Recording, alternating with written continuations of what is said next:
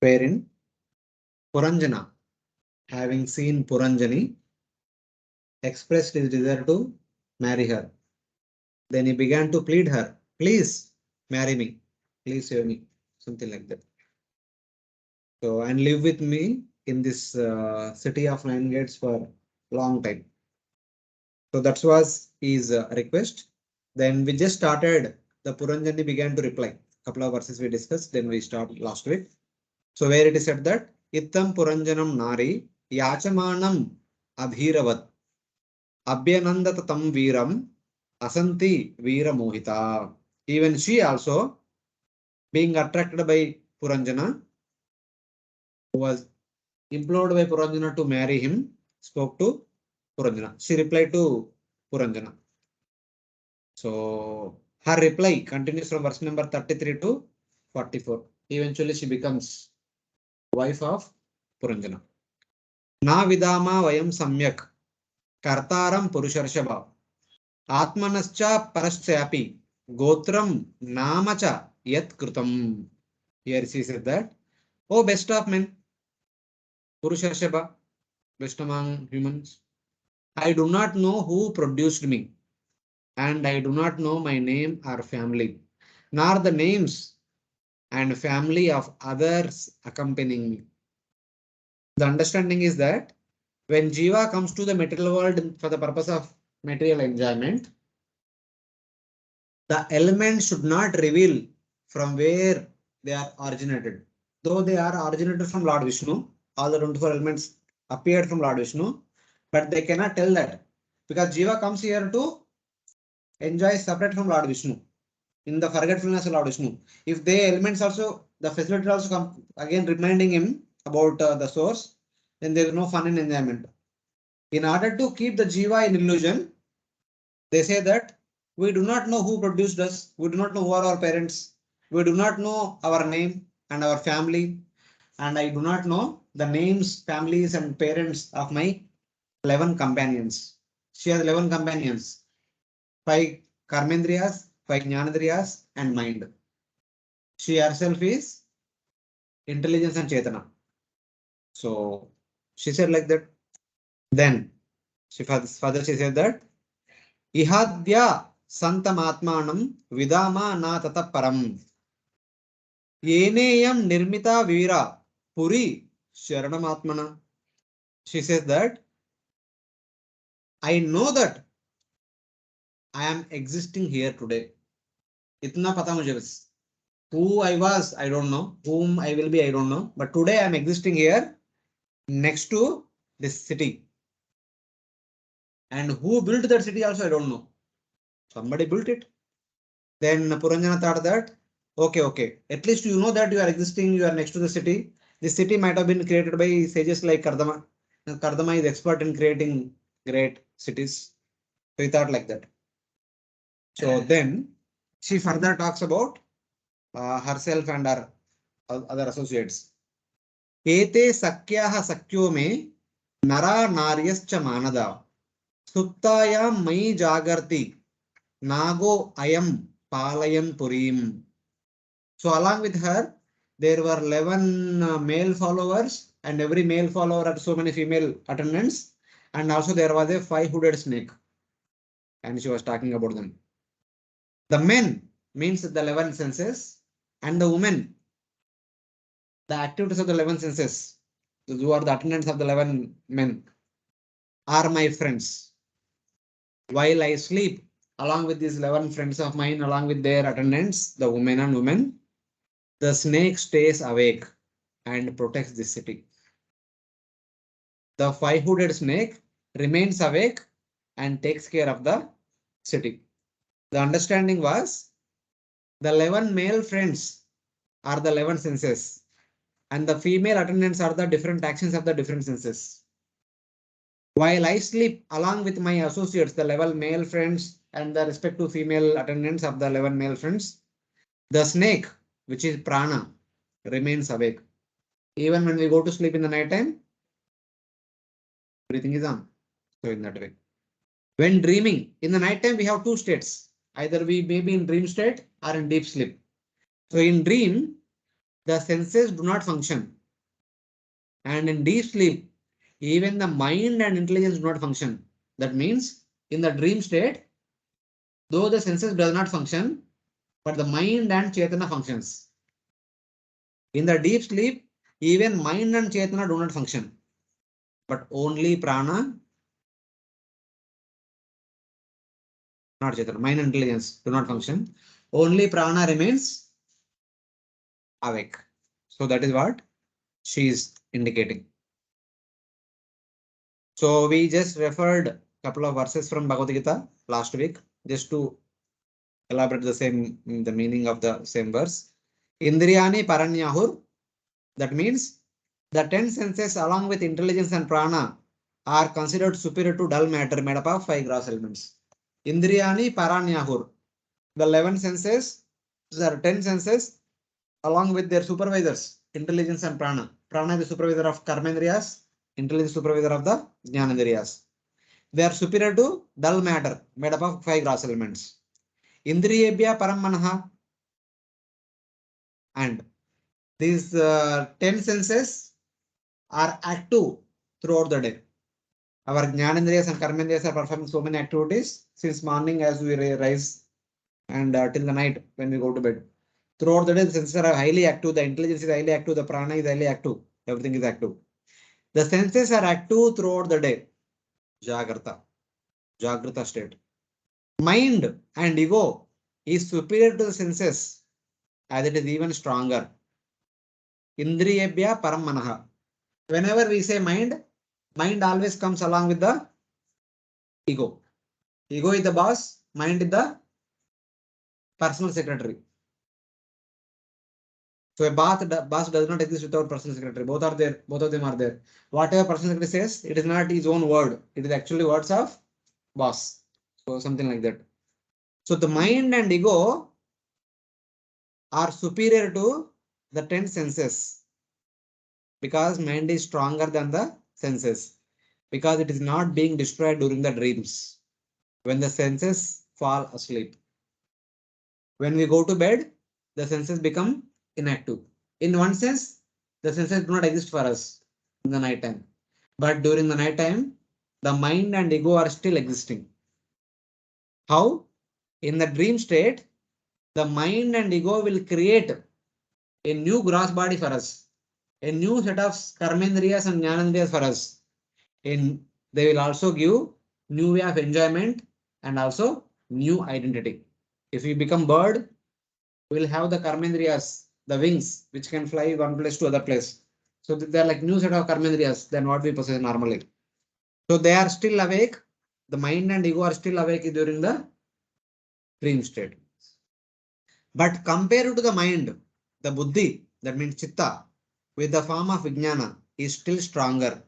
Manasastu para buddhir. The chetana is superior to mind, which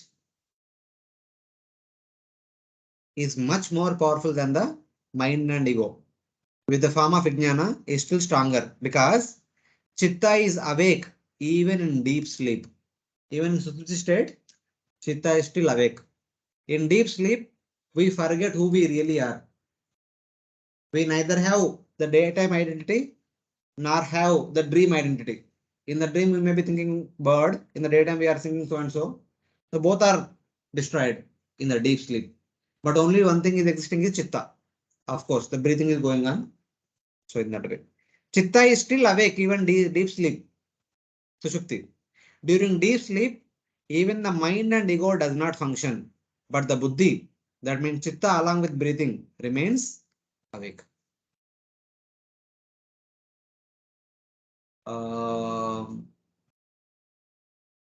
The understanding given in the literature is that the only one thing we remember in the deep sleep is we exist.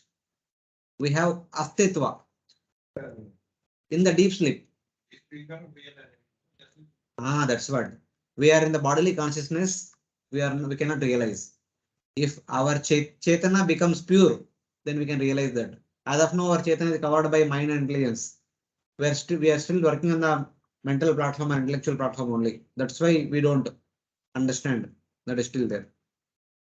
After waking up, you will remember that you are beneath Prabhu. You will not remember your soul. But in deep sleep, we have a glimpse of understanding that I am soul, I am existing. See, from the external point of view, you don't realize, but the Chaitanya itself will understand that I am existing. So this is the gradation of the bodily components that we possess Hare in Krishna. our body. Yes, Mataji. Vijay, but in dream state, even though we are existing as a soul, we are aware that yes, I'm existing, I'm soul, but still soul has taken some covering of some other subtle body, because of which we see all the whatever seen. Another gross body that was created by mind. It was not a physical reality, but it was a virtual reality in the dream. Okay. So means soul is aware that I exist, but it is also still covered, na? Like not. Yes. In the dream, that existence is in the form of bird. Okay. Not as a soul. Yeah. Okay. Thank you. So we identify with the dream body and with the dream objects. So it's like that. Thank you. Daytime also big dream is going on. So we'll continue with verse number 36 today. Dishtagatosi badram te ग्राम्यान् कामान् अभीप्सते उद्वयिष्यामि तांस्तेहं स्वबन्धुभिररिन्दमा. O killer of the enemy, you have somehow or the other come here. This is certainly great fortune for me. I wish all auspicious things for you. You have a great desire to satisfy your senses, and all my friends and I shall try our best in all respects to fulfill your desires. She is promising, I'll provide you all enjoyment that you are looking for. Something like that. O Arindama, O killer of the enemy, by good fortune, you have come here today. All fortune to you, Badram Te. You desire material enjoyment? With my friends, I will supply that to you. Gramyan Kaman Abhipsase. So, O hero, let there be good fortune to you. You are looking for full enjoyment. I am here to provide that along with my friends. So, like that. So, Prabhupada writes in the purport that Jiva comes to material world for enjoyment, mental enjoyment. So, intelligence by a plan making efforts tries to provide as much enjoyment as possible for the living entity. So, but the Supreme Lord gives the full facility of living entity coming made up of the body, not for enjoyment, but for going back home back to Godhead. That's what Prabhupada quotes. Vyavasayatmika buddhi ekaya kurnandana. Bhaushakai anandasya buddhayo vyavasayam. So in that way. Then, though the intelligence is telling that along with my friends, the 11 senses and the body and prana, etc. I'm here to give you enjoyment. But that is the material enjoyment. But that is not the purpose for which the body has been created, like the Prabhupada says. By good fortune, you have attained a human body. I will supply you with enjoyment with my male and female associates. That's what intelligence is promising. Jiva, that Puranjana, unlimited enjoyment. So, in that way. Supposing when a Jiva is coming to this material world, instantly the intelligence is providing all these. So that time intelligence is pure or impure? See, as we're discussing from the beginning, Puranjana means both Chitta and intelligence. So it's not about whether it is pure or not, its function. Chitta reveals Chetana, Chitta reveals Atma and Paramatma, and Buddhi reveals matter. So whose help we take, accordingly we go, we move on. So exactly at that junction, isn't consciousness telling the soul to hold on? to, before getting into this crap, just go back. It's a very good thing. See, it is there, but still a person comes here with a purpose. If somebody is saying no, no, no, who will listen? मैं purpose के लिए आया, आप क्यों रोक रहे करके? So they will move on. So it is there. It's like a multiple choice. You have all the options. Which one you want to select is up to you.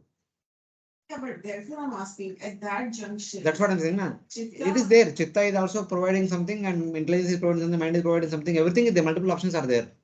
Whichever we select, we move in that direction. So in that way.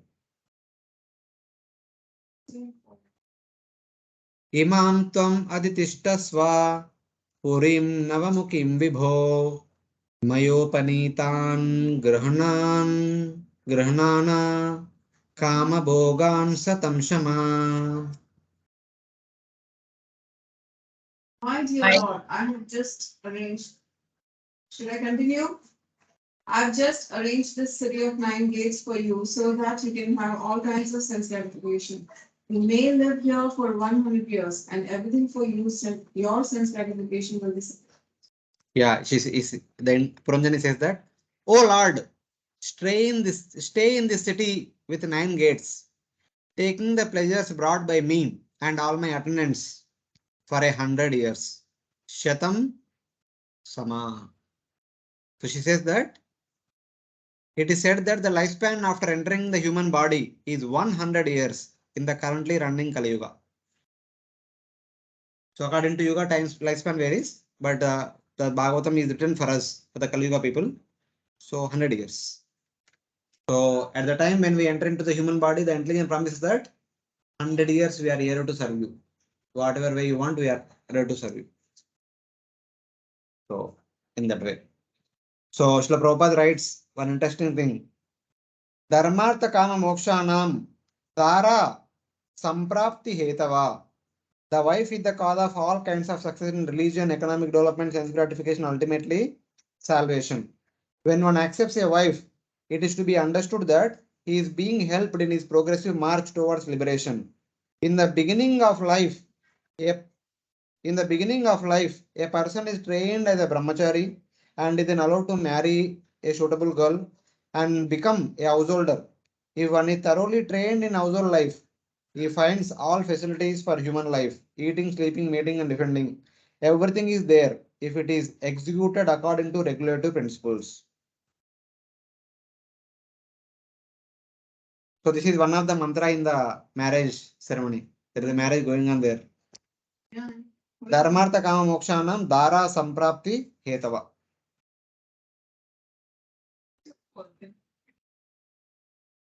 आपको याद है क्या सब कुछ?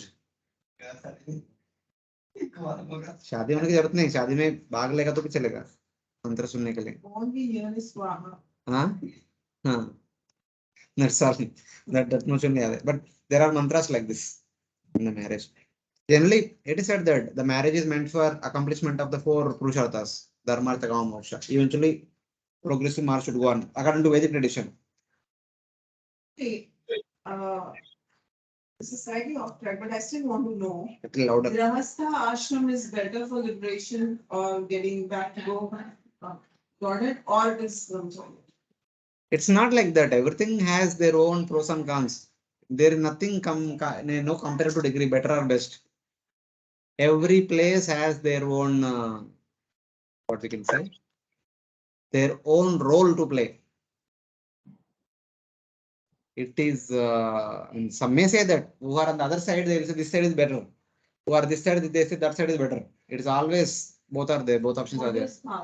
What does scriptures say? Like, have you ever heard of Grahastha going back to God?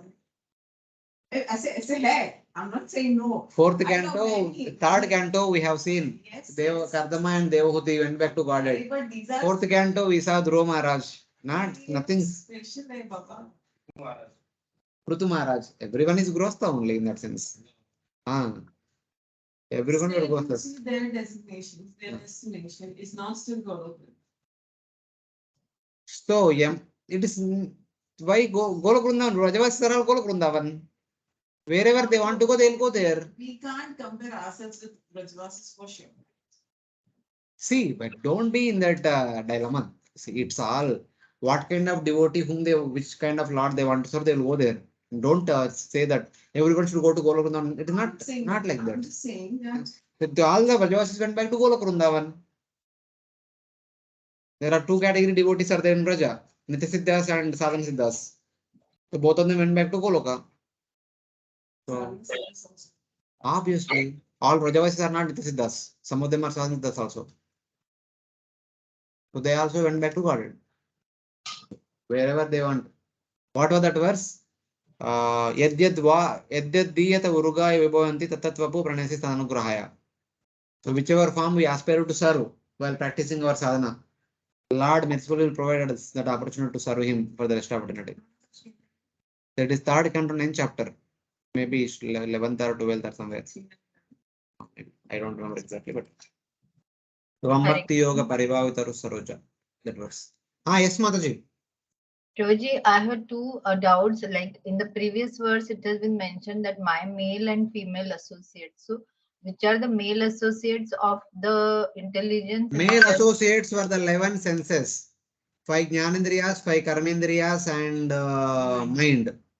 The female attendants of the male associates are the activities of the respective senses. Every sense has few female attendants. They are like their their activities. Okay. Mm. And So, one more thing is like everywhere we read that in time for the lifespan for the Kali Yuga Jiva has been stipulated as 100 years. कहीं कितनी बार पढ़ते हैं, but like we don't see ना, like अभी तो 5000 साल ही हुए, तो we don't see कितने लोग, मतलब 1% भी 100 years तक नहीं पहुंचते. So recently one devotee from Vrindavan received Padma Bhushan. He was 120 years old. वही मैं बोल रही हूँ, 1% रहते हैं वैसे. See, our lifestyle is like that. If we still continue to live in Mumbai, even 80 years is very difficult to complete. What kind of lifestyle we are leading, that is more important. How much stressful life we are leading. तो वो सब consider करके शास्त्रों ने लिखा होगा ना, जो भी लाइफ स्पैन लिखा है. ऐसा नहीं कि See, when Kali Yuga starts, it will start with 100 years, it will end with 10 years. One zero will be removed by the end of the Yuga. That is a common principle for all the 4 Yugas. Okay. So it is like that. And I second with Mataji because the way the Kali Yuga is progressing, ऐसा लगता है कि अभी ये ज़्यादा इतना अभी 4,32,000 में से अभी 5,000 गया, मतलब क्या 4,27,000 अभी भी बाकी. Yes. कैसे जाएंगे? I mean, see, there is a sudden fall, again there is slow rise, again sudden fall, there is slow rise, like that. नीचे आएगा. It's not exactly like linear everything. There is always ups and downs. Do you see rise anywhere? I don't see that. If it is time for fall, how will you see the rise? The rise will come one day. So in that way. So she further says, looking for a husband, I now see you, who have arrived suddenly. I will not look any further. Our intelligence follows dharma, since it is rajas mixed with a little sattva. She criticizes persons covered by intelligence, which is predominantly in tamas and sattva in next upcoming 5 verses. So the intelligence, the Puranjani about which we are talking, she is predominantly in rajas, and she also has some sattva. That's why she is thinking dharmically. She is also speaking like a dharmic lady. But she criticizes the other intelligences, other Puranjanis, who are predominantly in tamas or in sattva. Sattva also. In one verses. Sattva enables one to practice for moksha. Tamas enables one to practice papa. But rajas enables one to practice dharma artha kama. Principally kama. So in that way. Sattva means moksha. Tamas means papa. Rajas means kama. So in that way. So she is predominantly in rajas, but she also has some sattva. So dharmikata is there. But she criticizes too much sattva and too much tamas in the next upcoming 5 verses. थोड़ा ज्यादा ही बताया. किं no त्वदन्यं रमये हि अरतिज्ञम् अकोविदम् असम्परायाभिमुखम् असम्परायाभिमुखम् अश्वस्थानाविदं पशुम्. How can I expect to unite with others who are neither conversant about sex nor capable of knowing how to enjoy life while living or after death? Such foolish persons are like animals because they do not know the process of sense enjoyment in this life and after death. So since Puranjani is in predominantly in the mode of passion, so the next couple of verses talks about kama only mostly. Other than you, with whom I can enjoy, others are all without sex enjoyment, unskillful at sex enjoyment, inexperienced in battle, are unable to think of the future like animals. She says that no one else is suitable for me. So she actually excludes this person is not suitable, this person is not suitable, this person is not suitable in providing enjoyment like that. She will say no, no, no, no, all the other living species. She says that if one is born as a tree, one is completely ignorant of sexual enjoyment, aratignyam. If one is born as an animal, though one can enjoy sex, it is still without skill, akovidam. Though a Brahmana and Vaishyas, though as Brahmanas and Vaishyas one can enjoy sex with skill, one has no experience of battle, for they are without courage. The Brahmanas and Vaishyas without courage.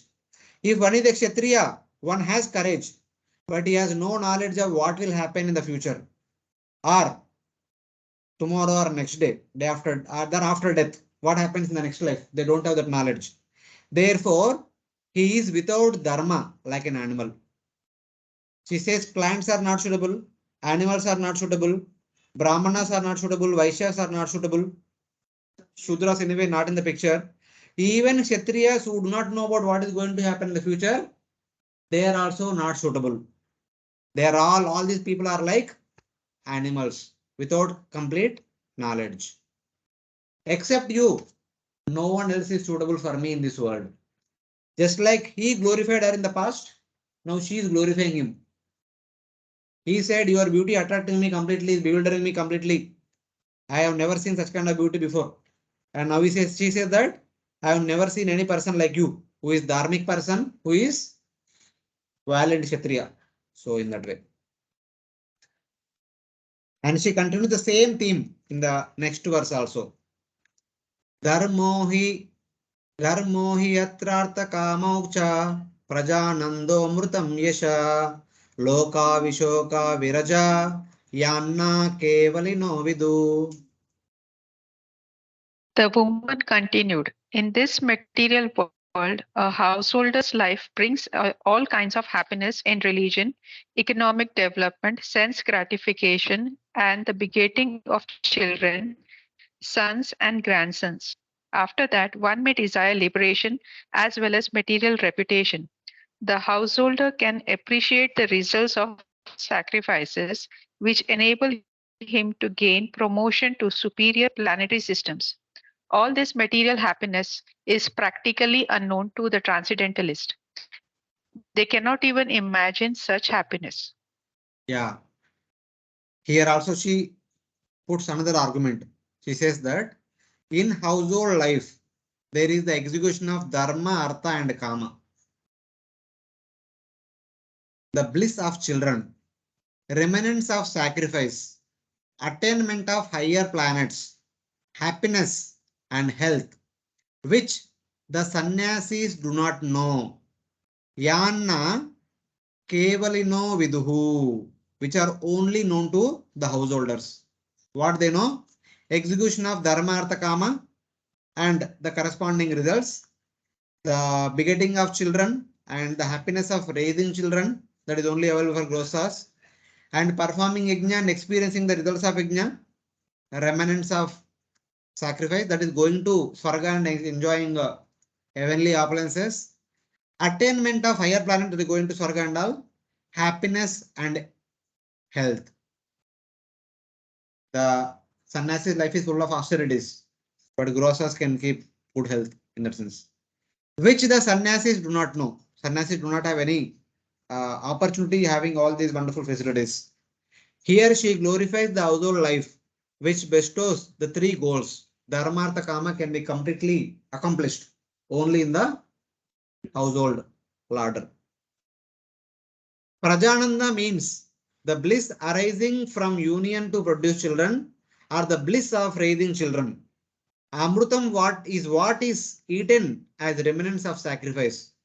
After performing yajna, one is promoted to Pitruloka or Sargaloka. There one drinks nectar, Somarasa or Amrutam. So that is available for grosas, not for sannyasis. Medini says that Amruta means the remnants of sacrifice, nectar, water, and ghee. Loka means the places one attains by doing sacrifice. So now, Puranjani does not approve of the fourth goal, that is moksha, which is difficult to attain. This indicates that sattvic intelligence is criticized by saying that the sannyasi's life is not of good reputation, not having lot of facilities to enjoy and all. Indirectly, she says that moksha is not of interest, not of important thing. Dharma, Artha, Kama are the most important things. So she is criticizing, or she is ignoring the sattvic intelligence, because sattvic intelligence focuses on moksha. She is rajasic intelligence. It only focuses on Dharma, Artha, Kama. Of course, from the spiritual point of view, recommending only the first three goals, Dharma, Artha, Kama, is the result of ignorance, avidya.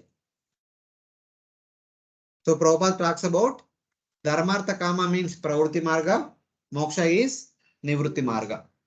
So the householders mainly show favorable attitude towards the pravrutti marga. But only those people who are kind of indifferent to material enjoyment, those who kind of who has the renunciation temperament, they show favoritism towards nivrutti marga, which enables one to go back to Godhead. So in that way, at least in the previous verse and this verse, she clearly indicates that I only support for. She neglects sattvic intelligence. She favorably inclined toward rajasic intelligence, whose function is Dharma, Artha, Kama. All activities connected to Dharma, Artha, Kama. So in that way. Basically, this is allegorical story. So now, what is real understanding of this is that when Jiva comes here, the intelligence absolutely tries to bind it here. This is what the Intelligence proposes, I have a lot of opportunities for you to accomplish Dharma, Artha, Kama. It is a religious way of enjoyment. It is not Papa. It is not recommending Papa. It is recommending, I will provide you all the allowed enjoyment in this material world. As per Shastra, Dharma, Artha, Kama, you have all these different variety of enjoyments are there. You have Prajananda, you have Amruta, you can go to Swarga, Pitruloka, you can experience happiness here, being in the midst of many people, and you can also experience good health, which is not for the others. Happiness and health means without much austerities, comfortable lifestyle. So in that way, which sannyasis do not know this. So like that. She is actually promising, I am here to provide you all variety of enjoyments for 100 years guarantee. She does not take responsibility of the consequence which follows after taking all this. What will be the consequence? Wow, once Jiva gets entangled in all this. For which only Jiva, that's what na Puranjana was searching for a place where he can enjoy more. Like where he can have the most enjoyment. No. Puranjana means all of us. Pura Ranjeti iti Puranjana. So Pura Ranjeti iti Puranjana. Being situated in the body, the Navadvara Puredehi tries to enjoy. Or Puram Jayati. He who creates a new Pura by performing one current activities. Whatever activities we do today, they will create a new body in the next life. Purusha means Pura Tishtati is Purusha. Means He who stays in the city of 9 gates. Tishtati means stays. Jiva stays in the body. So in that, these are all like Sanskrit definitions. And she further continues. What are the other facilities that are available in the city of 9 gates? Pitrudevarshi Martyanam Bhutanam Atmanaschaha Kshemayam Vadanti Sharanam Bhavesmin Yad Grihashrama.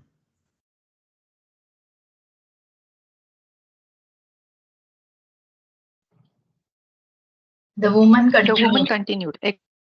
According According to to authorities, a householder life is pleasing not only to oneself but to all the forefathers, demigods, great sages, saintly persons, and everyone else. A household life is thus beneficial. And the most important responsibility of householders is indicated here.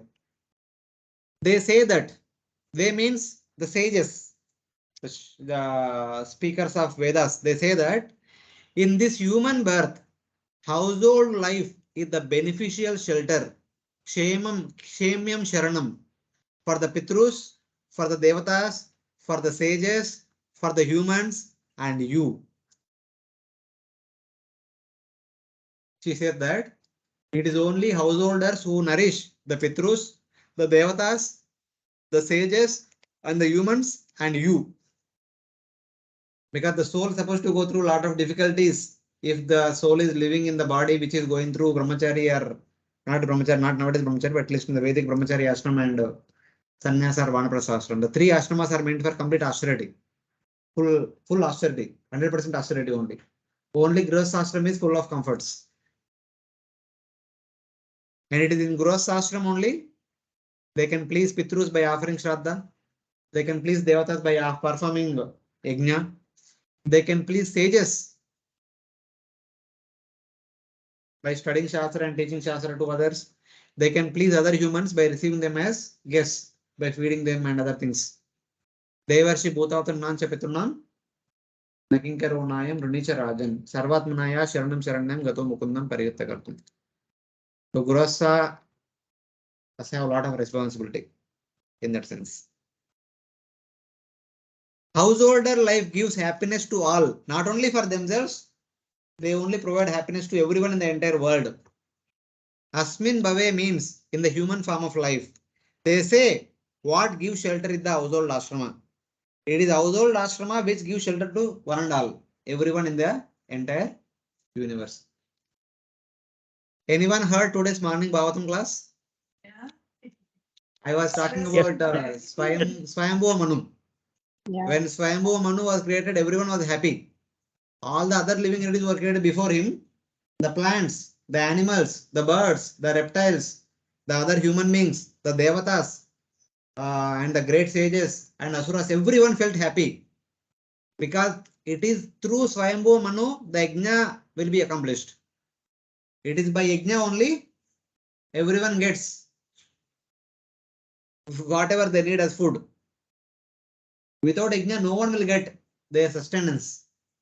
So that is the important role of the king, starting with Swayambhuva Manu. This is mentioned in the Bhagavad Gita also, 3rd chapter. Annat Saha Bhavanti yajna. Bhutani. No, not Annat Bhavanti Bhutani. There is one more verse. Of course, that is there, but this verse is directly tells. Sahayajna praja sushtva purovacha prajapati. Anena prasavistatvam eshavosti ishta kamaduk. Lord Krishna said that in the beginning, after creating all the living entities, praja sushtva, Lord Brahma also created yajna. Sahayajna praja sushtva. He created all the living entities ending with Swayambhuva Manu. And he also established a process known as yajna. So, the human beings, by performing this yajna, they can attain whatever they need from the devatas. And by providing all the ingredients to the human beings and inspiring them to perform yajna, the devatas will get what they need. That is somaras or nectar, the sacrificial oblations, by which the human beings are nourished and the devatas are nourished and everyone else is nourished. So in that way. Of course. How?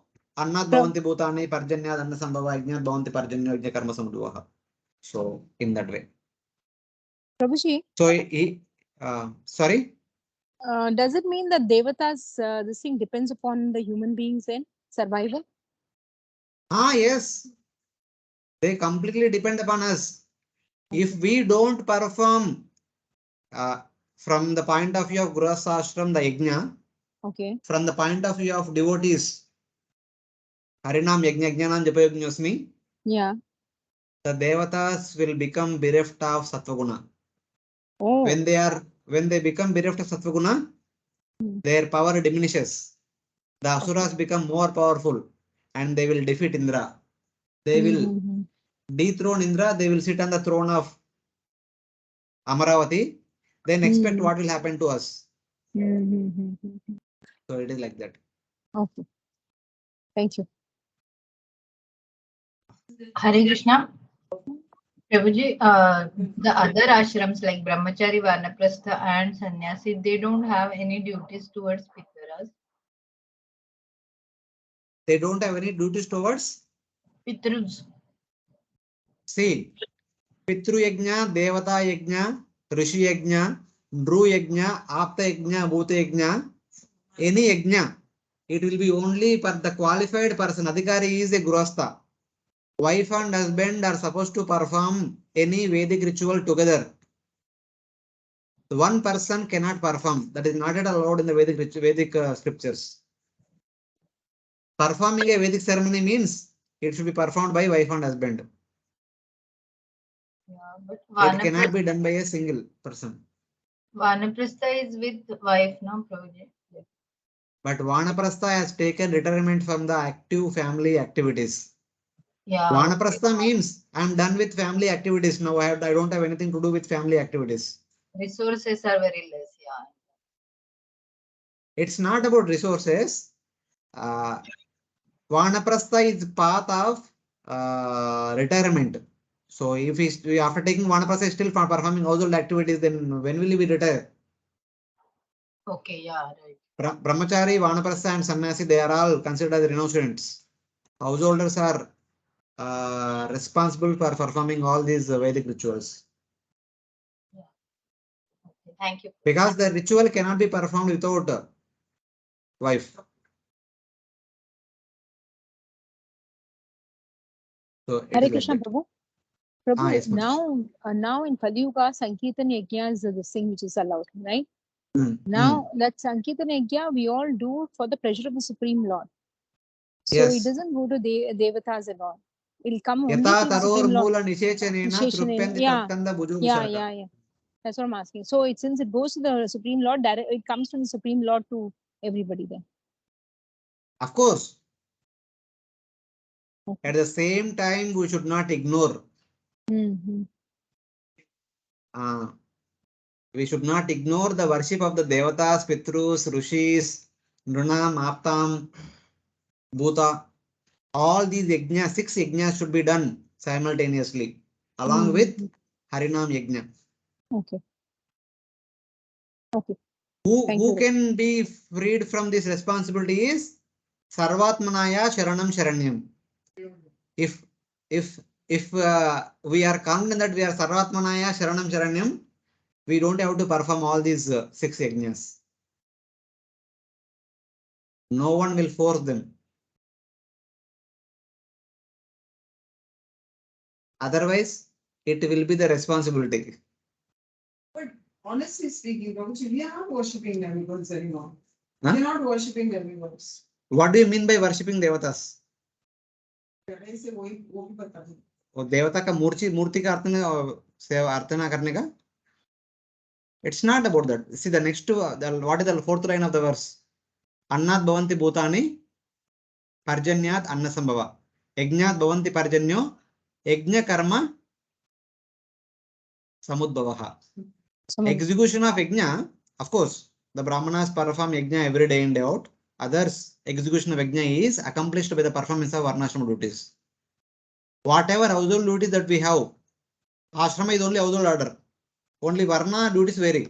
Whatever varna we have, accordingly, if we perform all the duties as an offering to Supreme Lord, Devata worship is accomplished.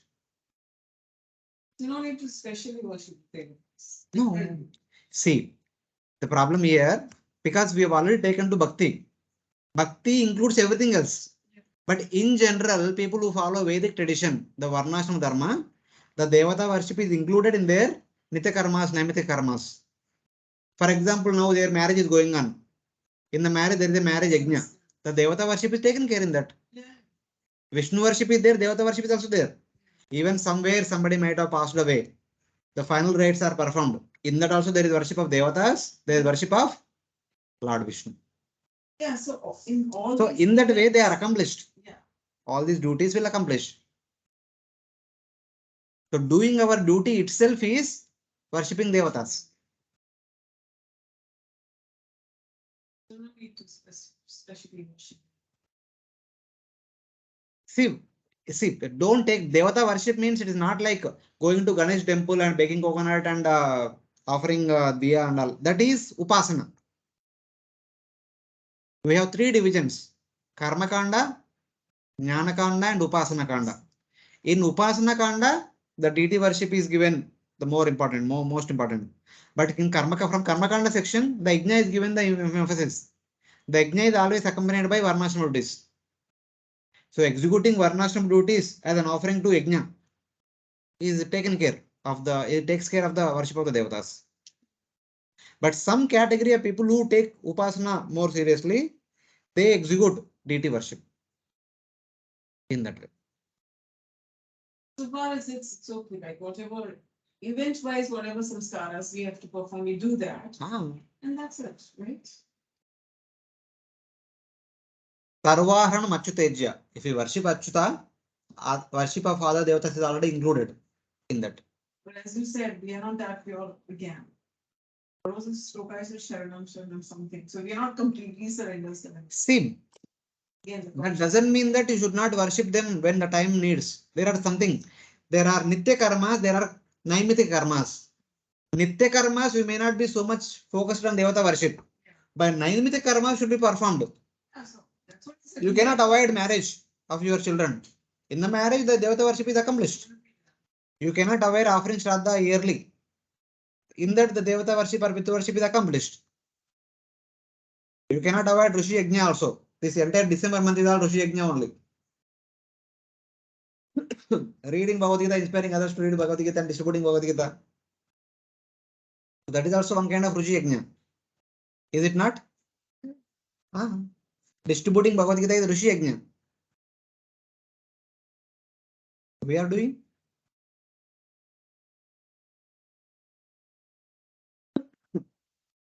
So, of course, this is my understanding. Prabhuji, can you please explain this more? Like, what is Rishi Yajna? First of all, we don't know. And then to distribute Gita is Rishi Yajna, wo to aur bhi bumper gaya. See, what the Rishis do, what the great sages, what the sadhus, they do, what are their activities? They involved I'm in doing asking yajna, no? They involve doing yajna for pleasure of the Lord. No, Mataji. What is this? The principal activity of the great sages is writing commentaries to the literature. What Shankaracharya did, what Ramanacharya did, what Madhvacharya did, what Goswamis have done. They write commentaries to the Vedic literature so that they make Vedic literatures relevant to the current situation. Okay. What Prabhupada did, what Srila Bhaktivinoda Thakur did, what Baldev Vidyabhushan did, what Vishwanath Thakur did. It is all making scriptures relevant to the current day. And how do we execute Rishi Yajna? Receiving those scriptures, reading them, following them, and preserving them for the next generation. Passing it on to the next generation. That is Rishi Yajna. Okay. Like So Surya reading Bhagavad Siddhanta, which Gita, you've done now. sorry, Surya Siddhanta you have given us now. So it is our duty to read it and understand, right? no, not Siddhanta, but Bhagavad Gita. This current month is all about Rishi Yajna. Okay. So it's like that. Acha, हाँ, yeah. So that is Rishi Yajna. When it comes to Devata Yajna, that is actual Yajna. Devata worship is connected to the Yajna performance. Why Devata Yajna is connected to Devata worship? We are getting sunlight from sun. We are getting rain from the Indra. Like that, we are getting every natural resource from different Devatas. So what is the prime connection to all these natural resources to us? Food grains. Sunlight, moonlight, air, and rains, the earth, everything is connected to food only. If food is not there, we cannot survive. But the food is very much needed for our survival. But some part of the food we should offer it in the form of yajna back to the devatas. That is devata yajna. The devata yajna is literal yajna. When it comes to Rishi yajna, scriptures. When it comes to Pitru yajna, it is offering shraddha. When it comes to yajna or apta yajna, it is all about receiving guests. When we see someone is in difficulty, helping them, offering them food. When somebody comes to our home, offering them at least some water and food, that is required. And Bhuta Yajna. Bhuta Yajna is to feed the animals whatever they need, or allow the animals their quota. Ishavasya sarvam. Yatkin kya jagatyam jagat. So today morning, while I was preparing for the Bhagavatam class, in the last paragraph in the purport, I wanted to explain that I forgot. Prabhupada writes that just like Draupadi offered Shaka and Anna to Lord Krishna, by eating that, everyone in the three planetary systems are satisfied, at least at that moment, for that during that day, everyone is satisfied. So we always have this dilemma when we go out. There are many people come for asking for something, begging, give some money or something like that. Sometimes we give some prasadam. Some people respectfully accept it. Some people show angry face and some people throw it away. So we encounter different category of people. I don't know. I was thinking like that. So since it is Lord Vishnu is the maintainer, it is principally it is his duty and we are his followers. We are also supposed to take part of it. If wherever possible, we can offer some food item to the needy people. When it is not possible, when the people are not ready to receive, while offering to Krishna in our daily offering, we should pray that whoever is in need of food, let they be facilitated that opportunity. So by us offering to Krishna, just like Draupadi offered to Krishna, Durvasa and the disciples were completely satisfied. So the Paramatma will facilitate their feeding of them. So that's what I was thinking in the morning while preparing for the class. So at least let us do this. Huh? इसका perspective है. मेरा है. Because there are many people who are in need of food. We may not be able to do it daily. It may not be practical for us to do every day. Even sometimes when we travel, we may want to do sometime, but we may not have any prasadam with us. We have Lakshmi. If we give Lakshmi, we may think that okay, these people might smoke or do some other things, and etc. We don't want to do that. But at least when we are offering to Krishna, we can pray to Krishna that please, somewhere or other provide to them. So Paramatma will inspire somebody else who are near to them and they will feed them. So that doesn't mean that we should not feed anybody, but at least this we can do. Pray करेंगे ना, सुन लेंगे. Not like that. So, I mean, I know this is my little understanding I had in the morning. Very nice. Very nice. Actually, earlier times, this was a system. When the Grasta would sit to eat, before serving, first of all, he would serve everybody, then he would go out and like literally, scope. I mean, on top of his voice, he would ask everybody. Before Britishers came to India, Yeah, this was when Max Muller, Macaulay only, no? He observed, he traveled all over India. He saw that there was no beggar only in India. So, but now situation is entirely different. The aged parents are becoming like beggars because no one is willing to take care of them. So, in that way. Of course, some people are forced to become beggars. Some people voluntarily become beggars. That is also there in the outside. Actually, I just want to share one thing. Sorry, okay, fine. So, any questions from the online devotees? No, Guruji, not from. Okay, I will continue. Thank you. तानामवीर विख्यातां वदान्यं प्रियदर्शनं नावृणीता प्रियं प्राप्तं मादृशी त्वादृशं पतिम्. Oh, my dear hero, who in this world will not accept a husband like you? You are so famous, so magnanimous, so beautiful, and so easily gotten. Now she is flattering him, just like he flattered her previously. She is flattering him.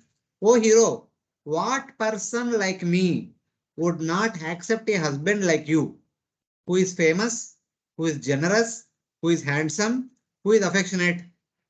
Vikyatam means famous. Vadanyam means generous. Mahavadanyaya, Mahaprabhu. Priya Darshanam, handsome. And Priyam, affectionate. Whom I have happened to meet. Praptam, Edruchaya. Somehow or other, today by my good fortune, I came in touch with you. Why would I lose you, being having you as my husband? She is flattering him. So, in that way. So now she further continues. Kasyamanaste bhuvi bhogayo striya na sajjed bhujayor mahabhuja yonata vargadim alam grunodata smita valokena charatta pohitum. O mighty armed, who in this world will not be attracted by your arms, which are just like the bodies of serpents? Actually, you relieve the distress of husbandless women like us by your attractive smile and your aggressive mercy. We think that you are traveling on the surface of the earth just to benefit us only.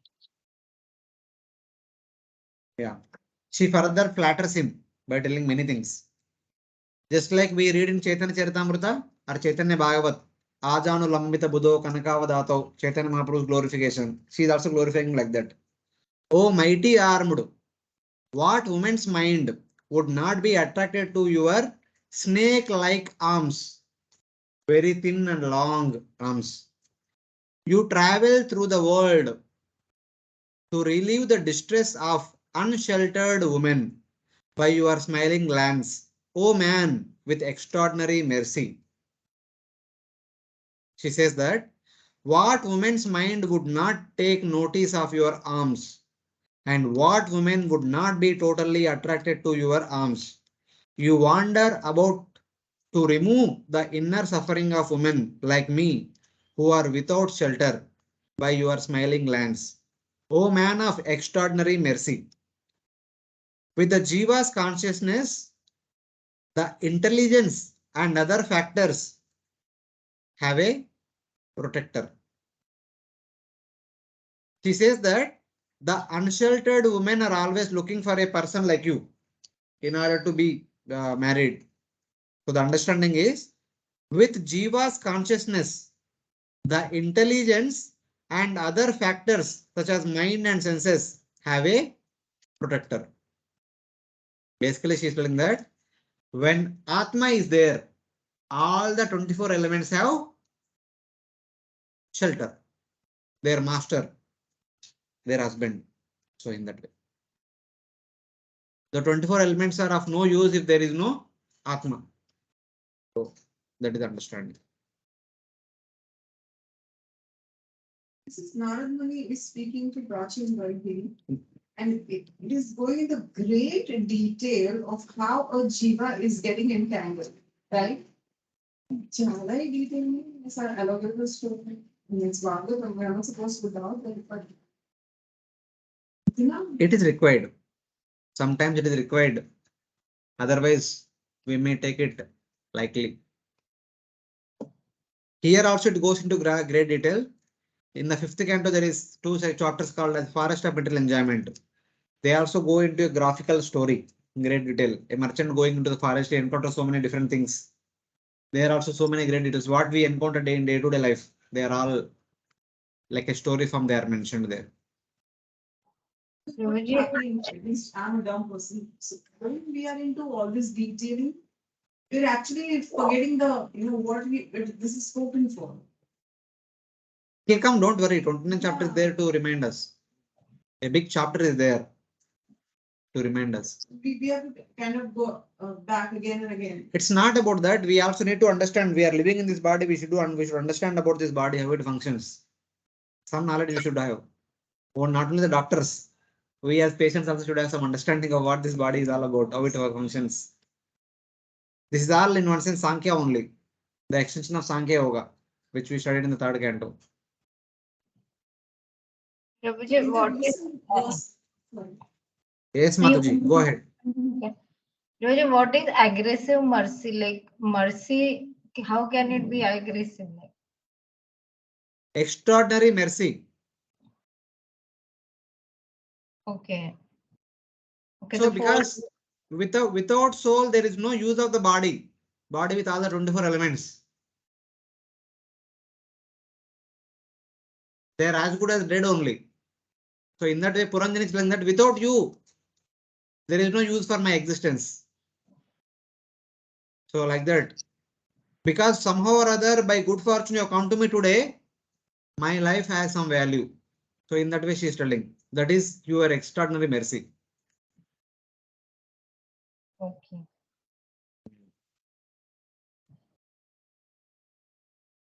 Yeah, thank you, Prabhu. You have something to say? Yeah, I was just telling that till now, till verse 42nd, essentially what we are learning here is only that the intelligence is trying to allure the jiva to get entangled. This is the essence. No. See, you are seeing it as entanglement. It is not about entanglement. The intelligence is promising the enjoyment, the pleasure of this world for which the jiva is looking for. It's promising. Okay, that's Whatever you want, I'll provide you. Please take my help.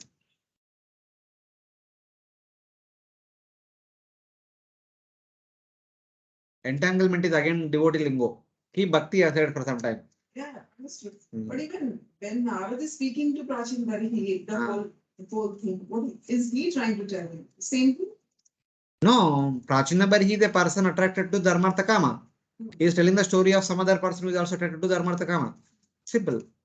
What happens is going to tell. Here story does not end just beginning. We are setting the ground. Story will start now. Next chapter will give you proper understanding of the story. What happens? Narada Uvacha Iti Tau Dampati Tatra Samudya Samayam Mita Tam Pravishya Purim Rajan Mumudate Shatam Sama. The great sage Narada continued, my dear king, those who, the man and the woman, supporting one another through mutual understanding, entered that city and enjoyed life for 100 years. So when she said, you are the most merciful person, Mahavadanya, then they married. They married and they stayed in that city of 9 gates for 100 years. That is indicated here in this verse. O king, Narada is saying, the man and woman, that is Puranjan and Puranjani, talking and agreeing mutually. Mita Samayam. Tatra Samudya Mita Samayam. Basically, with mutual agreement, they married Gandharva Vivaha. Girl and boy agrees to each other to marry. That is called Gandharva Vivaha. So they married Gandharva Vivaha Then they entered into the city of 9 gates and enjoyed there for 100 years. Shatam Sama. So Gandharva is another term for love marriage. Yes. Samayam Samudirya means speaking an agreement. So with a mutual agreement, they So- married and they lived happily in that city for 100 years. Yeah. According to So the cinema Prabhuji- language. Gandharva Vivaha, they don't marry actually, Prabhuji. Yes, that is also marriage. No, means they agree with each other. It is like live-in relationship. Live in, of course, in the modern day concept, no, we cannot exactly say like live in relationship. It's actually marriage. They agree to it. Okay, a some kind of formal agreement. marriage will take place. Ah. Yes, yes. Okay. Because I was confused that if that was agreed in the Vedic time also, why it is condemned now? It is not that I support the live-in relationships, but that's what confusion I was No, having. no, it is not live in relationship. They formally marry. Okay. They properly marry. Even in the Gandharva Vivaha also, they properly marry. May not be in the midst of all the people, but the Some small kind of accepting the Panchabhutas as the witness, they marry to each other. Okay. So, Thank you. if you remember in the old movies, when such kind of king goes to forest, he marries a forest girl. The marriage happens by placing a necklace on the neck of the lady. So later on, the lady will come and show the necklace. That's how. Yeah, it's like that. So some way they do the marriage. May not be in the midst of chanting Vedic hymns, but they do. Sometimes they also do Vedic chants. So in the forest is filled with sages. So somebody will come and do the needful. That is also done. Okay. Thank you. It is no Gandharva Vivaha is not like live-in relationship. Live-in is all a mundane concept. Okay. There they don't Upag- perform. Yes. Actually they don't. Upagiyamano. Sorry. No, in live-in relationship, actually they don't accept each other as husband or wife. They're just coexisting. Yes. For, There is no agreement only. Upagiyamano lalitam tatra tatra cha gayakai kridan parivruta stribir hrudinim avishakshushau. Many professional singers used to sing about the glories of King Puranjana and his glorious activities. When it was too hot in the summer, he used to enter a reservoir of water. He would surround himself with many women and enjoy their company. Yeah. In the previous verse, it is said that they married and they lived in that city of 9 gates for 100 years. And now the verses will talk about how did they spend their life for that 100 years. First verse, that is 44th verse, talks about how did they spend their time during the night time. Later on, the verses talk about how did they spend their time during the daytime. What exactly happens? That means when we go to sleep, we have two conditions. One is dream state. Second one is deep sleep. There is no activity. In the dream state, some activities are going on. The mind creates a new gross body, a new identity, new senses, everything is new. There is a dream experience. So what happens in the dream is mentioned in this verse. And what happened throughout the day, that is mentioned in the upcoming verses. So let us see what is happening in the dream.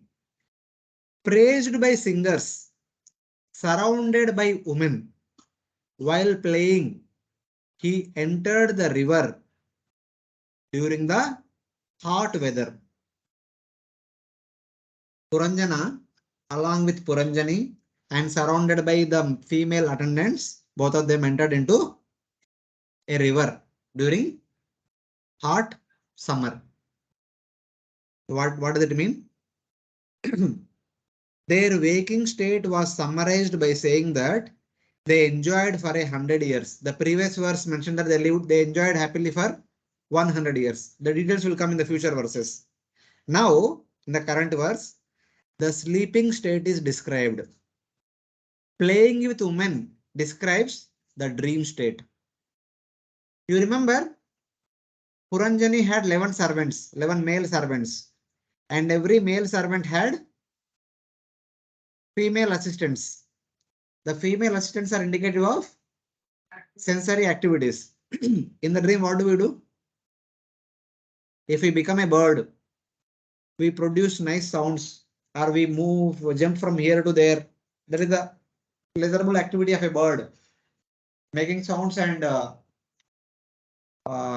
traveling in the air here to there, which we don't do generally. So we want to do that in the dream. So these are like the women. Puranjana entering into a lake with women means in the dream, with a dream body, he is performing various dream activities. That is understanding. Playing with women describes his dream state because the senses do not function. The actions continue by the impressions of the senses. When we go to dream, our current senses don't function. But in the dream body, there are dream senses. The dream senses are performing so many activities. And those activities are corresponding to the woman with whom he is entering into a lake during summer season. What is that lake? What is the summer season? Then the state of deep sleep is described. He entered the river, the space in the heart. Playing with women is like the dream. Entering the river is like the deep sleep. So entering into river means he entered into the space in the heart, deep sleep, where the jiva resides during the deep sleep. Sucho means during summer or during deep sleep. Summer means deep sleep. Entering into river means entering deep into the core of the heart, forgetting the external world, forgetting the awareness of the body. In the deep sleep, we are forgetful of our body, our identity, and our day-to-day activities. Everything we forget. That is as good as entering into a river in the summer. Basically, the material world, we always see it as samsara davanala. What is the remedy for samsara davanala? No bhakti, normal. If there is fire all around, what is the remedy you are looking for? Water. Gana ganatvam. That is to quench the, to extinguish the fire. That is gana ganatvam. For elephant, if there is a forest fire, elephant is there. How does the elephant protect itself? Generally, the elephants run to the river. Whenever there is a forest, all the forest animals run to a river. They go deep into the river so that even the fire is there around, they are not affected by fire because water is the antidote for fire. So normally in our day-to-day activities, we are in anxiety. Even in the dream also we are in anxiety because in dream also we are performing activities. Entering into river means becoming freed from tapatraya. That is entering into deep sleep, forgetting everything. The people outside become addicted to intoxication only for that. They wanted to forget the misery that are happening around. They drink too much so that they will forget, they think. But next morning again they will remember. So here entering into deep sleep is like forgetting the tapatraya and getting submerged by the coolness of the river water. So person like us, how do we practice this? Like we are experiencing anxiety. That is our dream state. Consider like that. Wakeful state and dream state, we are experiencing anxiety. Anxiety. Go into deep sleep, no anxiety. No. In the deep sleep, no anxiety.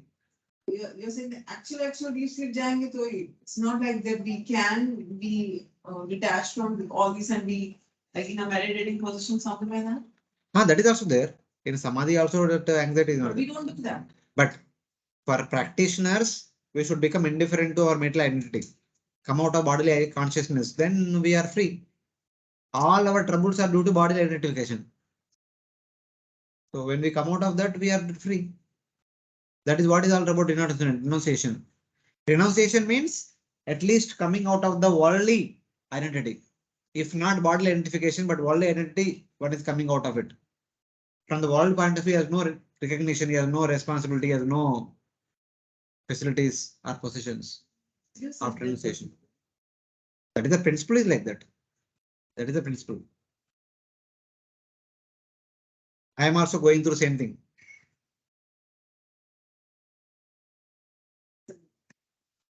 No, I'll tell you one personal story.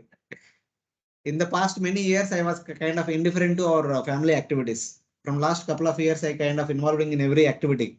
I went home during lockdown and also constructed a home and also claiming the property, everything. And my brother spreading the rumors. What kind of rumors is he?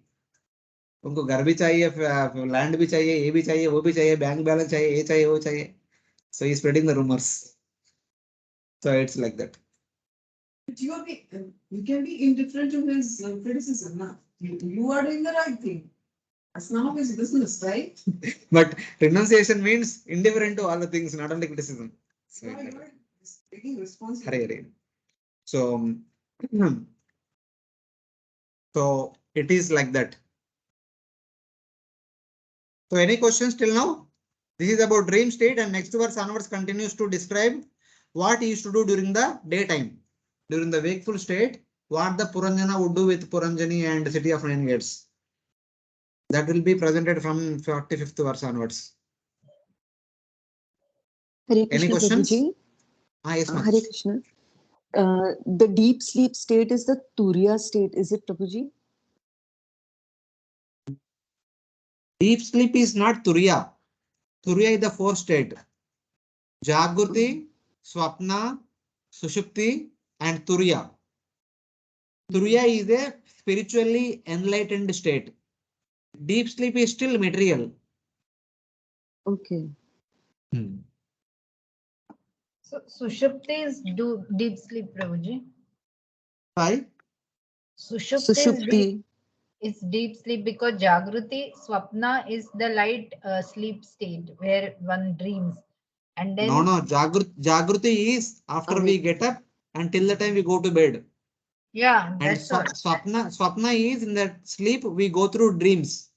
When That's we a are going light through sleep dreams, that is stage. Swapna. Yeah, that's what I'm saying. That is a light sleep stage where one dreams. And then when the deep sleep, that the further state is deep sleep, where one doesn't dream and is not aware of anything outside reality.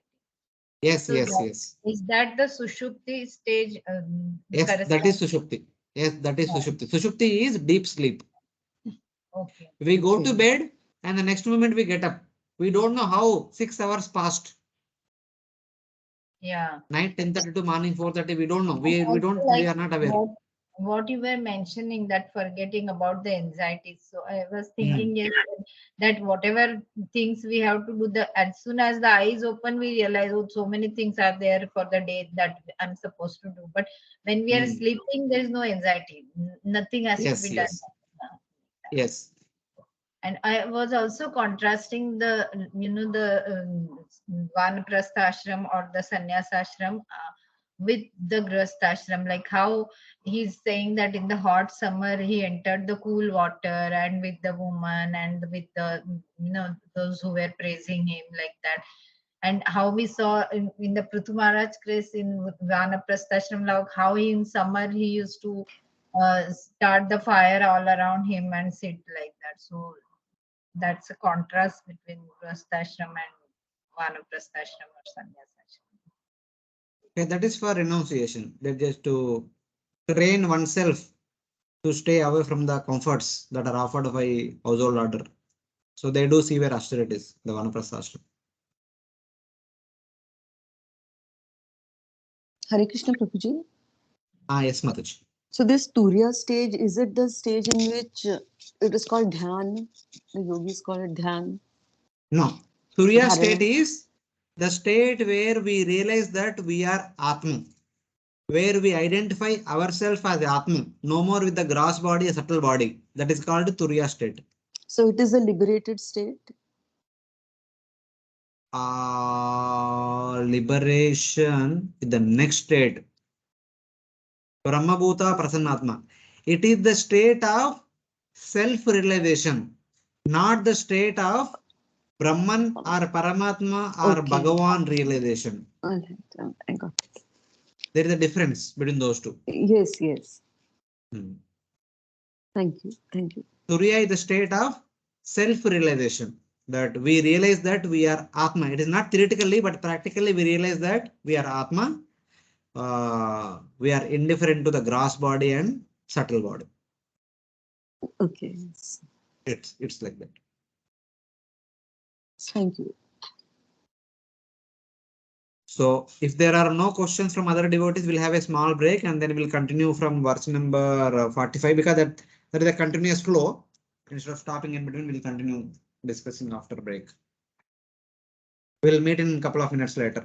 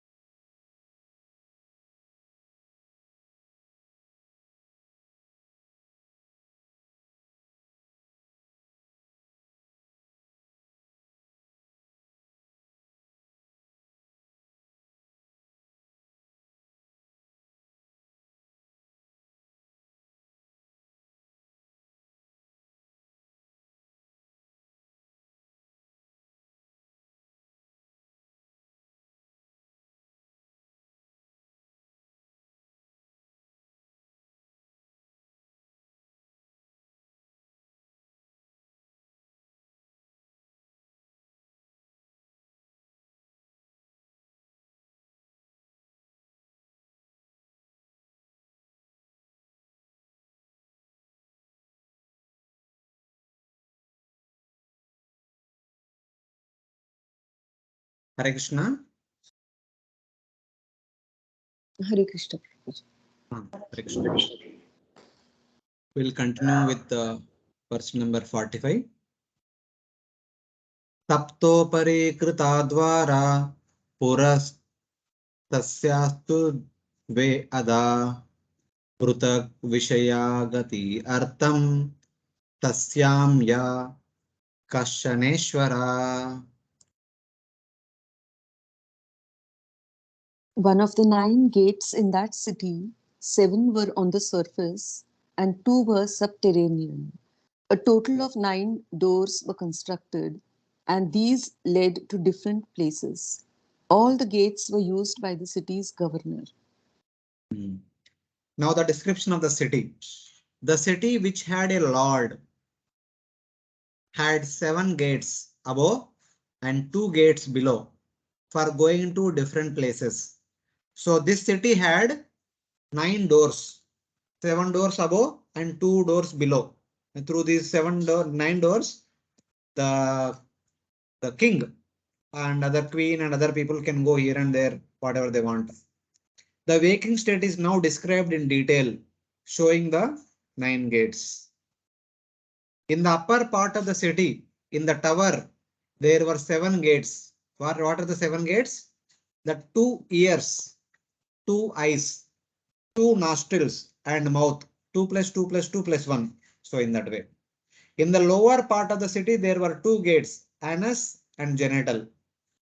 The lord of the city was Puranjana. Puranjana is the king of the entire city. So that was the discussion of the city, description of the city. And now there is the individual discussion. Panchadvarastu paurashtya Dakshinaika tatottara Pashchime dve amumsham te namani nrupavarnaye. My dear king, of the 9 doors, 5 lead towards the eastern side, 1 lead towards the northern side, 1 lead towards the southern side, and 2 lead towards the western side. I shall try to give the names of these different doors. Yeah. 5 doors face east. Panchadvarastu paurastya. Paura means Purva. 1 door to the south, 1 door to the north, and 2 doors to the west. 5 plus 1 plus 1 plus 2. Total 9 doors. So in 4 directions, 5 in the east, 1 to the north, 1 to the south, 2 to the west. Of the 7 gates, 5 faced east, and the right ear faced south, while the left ear faced the north. Like stand looking towards east. Whatever is there in the forehead, the 5, 2 eyes, 2 nostrils and mouth. The 5 are facing to the east. The right ear is facing to the south. The left ear is facing to the north. And anus and genital are facing to the west. So in that way. So now, one door is clearly mentioned. Pair, one pair each mentioned. Kadyota vimuki cha prag dvarau ekatra nirmite vibrajitam janapadam yati tabhyam dyumatsaka. The 2 gates named Khadyota and Avirmukhi were situated facing the eastern side, but they were constructed in one place. Though those 2 gates, those 2 gates, the king used to go to the city of Vibrajita, accompanied by a friend whose name was Dyuman. Yeah. Now, the 2 gates which are in the eastern side are described. Through those 2 gates, the king can go out whenever he wants. We'll see. The 2 gates named Kadyota and Avirmukhi were facing east, constructed next to each other. Through those 2 gates, the king used to go to the city known as Vibrajita with Dyuman, with a friend known as Dyuman. So what is the meaning of these personalities? The left eye is weaker like a firefly and the right eye is stronger. The two eyes are being described in this verse. Khadyota and Avirmukhi. Khadyota is the right eye. Avirmukhi is the left eye. Right eye is stronger and left eye is weaker. Not only right eye, everything on the right side in the human body are stronger. Everything on the left side will be comparatively weaker. Like we can experience through hands. Right hand is always stronger, left hand is weaker. Right leg is stronger, left hand leg is weaker. That way, every body limb is also somewhat similar. Shruti says, Tasma Dakshinangam Atmano Virya. The limbs on the right side of the body are stronger. Dakshinangam Atmano Virya. They are superior in strength, whichever is on the right side. When we are facing towards east, whichever body limb is toward the south, they are all stronger. So in that way. And these two eyes were next to each other. They are placed next to each other. They are not one eye, one not like that. Vibrajitam means form. Brajita means shining. Brajita. Brajitam means shining only. Yad vibhuti mastattam srimatu urjitam evava. Urjitam, Brajitam, they are like shining only. Brajishnu, something it comes. Brajitam means shining only. Brightly shining. So Vibrajitam means form. Dumat Saka means he went with a friend known as Dumat, the eye sense organ. So basically, the Atma taking the help of eye. There are two eyes. One is gross eye, one is subtle eye. Kindly remember your second and third kind of discussions. So gross eye is Khadyota and Avirmukhi. The subtle eye is human. Okay. With the help of Dyuman, the Atma sees the form which is outside, which is brightly shining, Vibrajita. The entire world is a form for us that is brightly shining under sunlight. So Dyuman also indicates eye, subtle sense organ eye, also the sun. Only in sunlight we get to see everything that is there outside. So both are indicated in that. Subtle sense organ as well as the sun are indicated by Dyuman.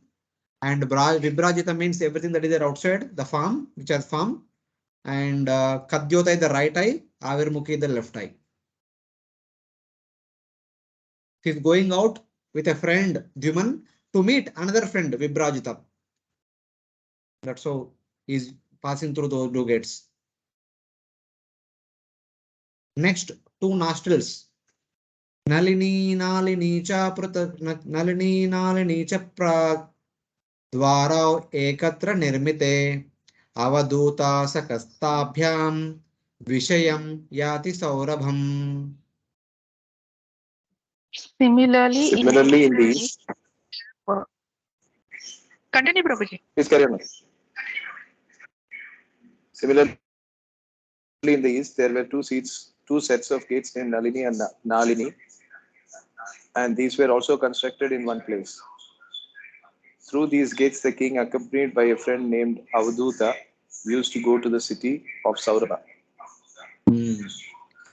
In the east, there were also two more gates known as Nalini, Nalini.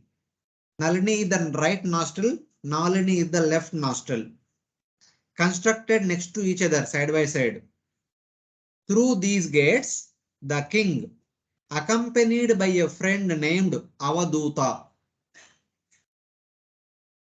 went to the place called Saurabha. Saurabha means fragrance.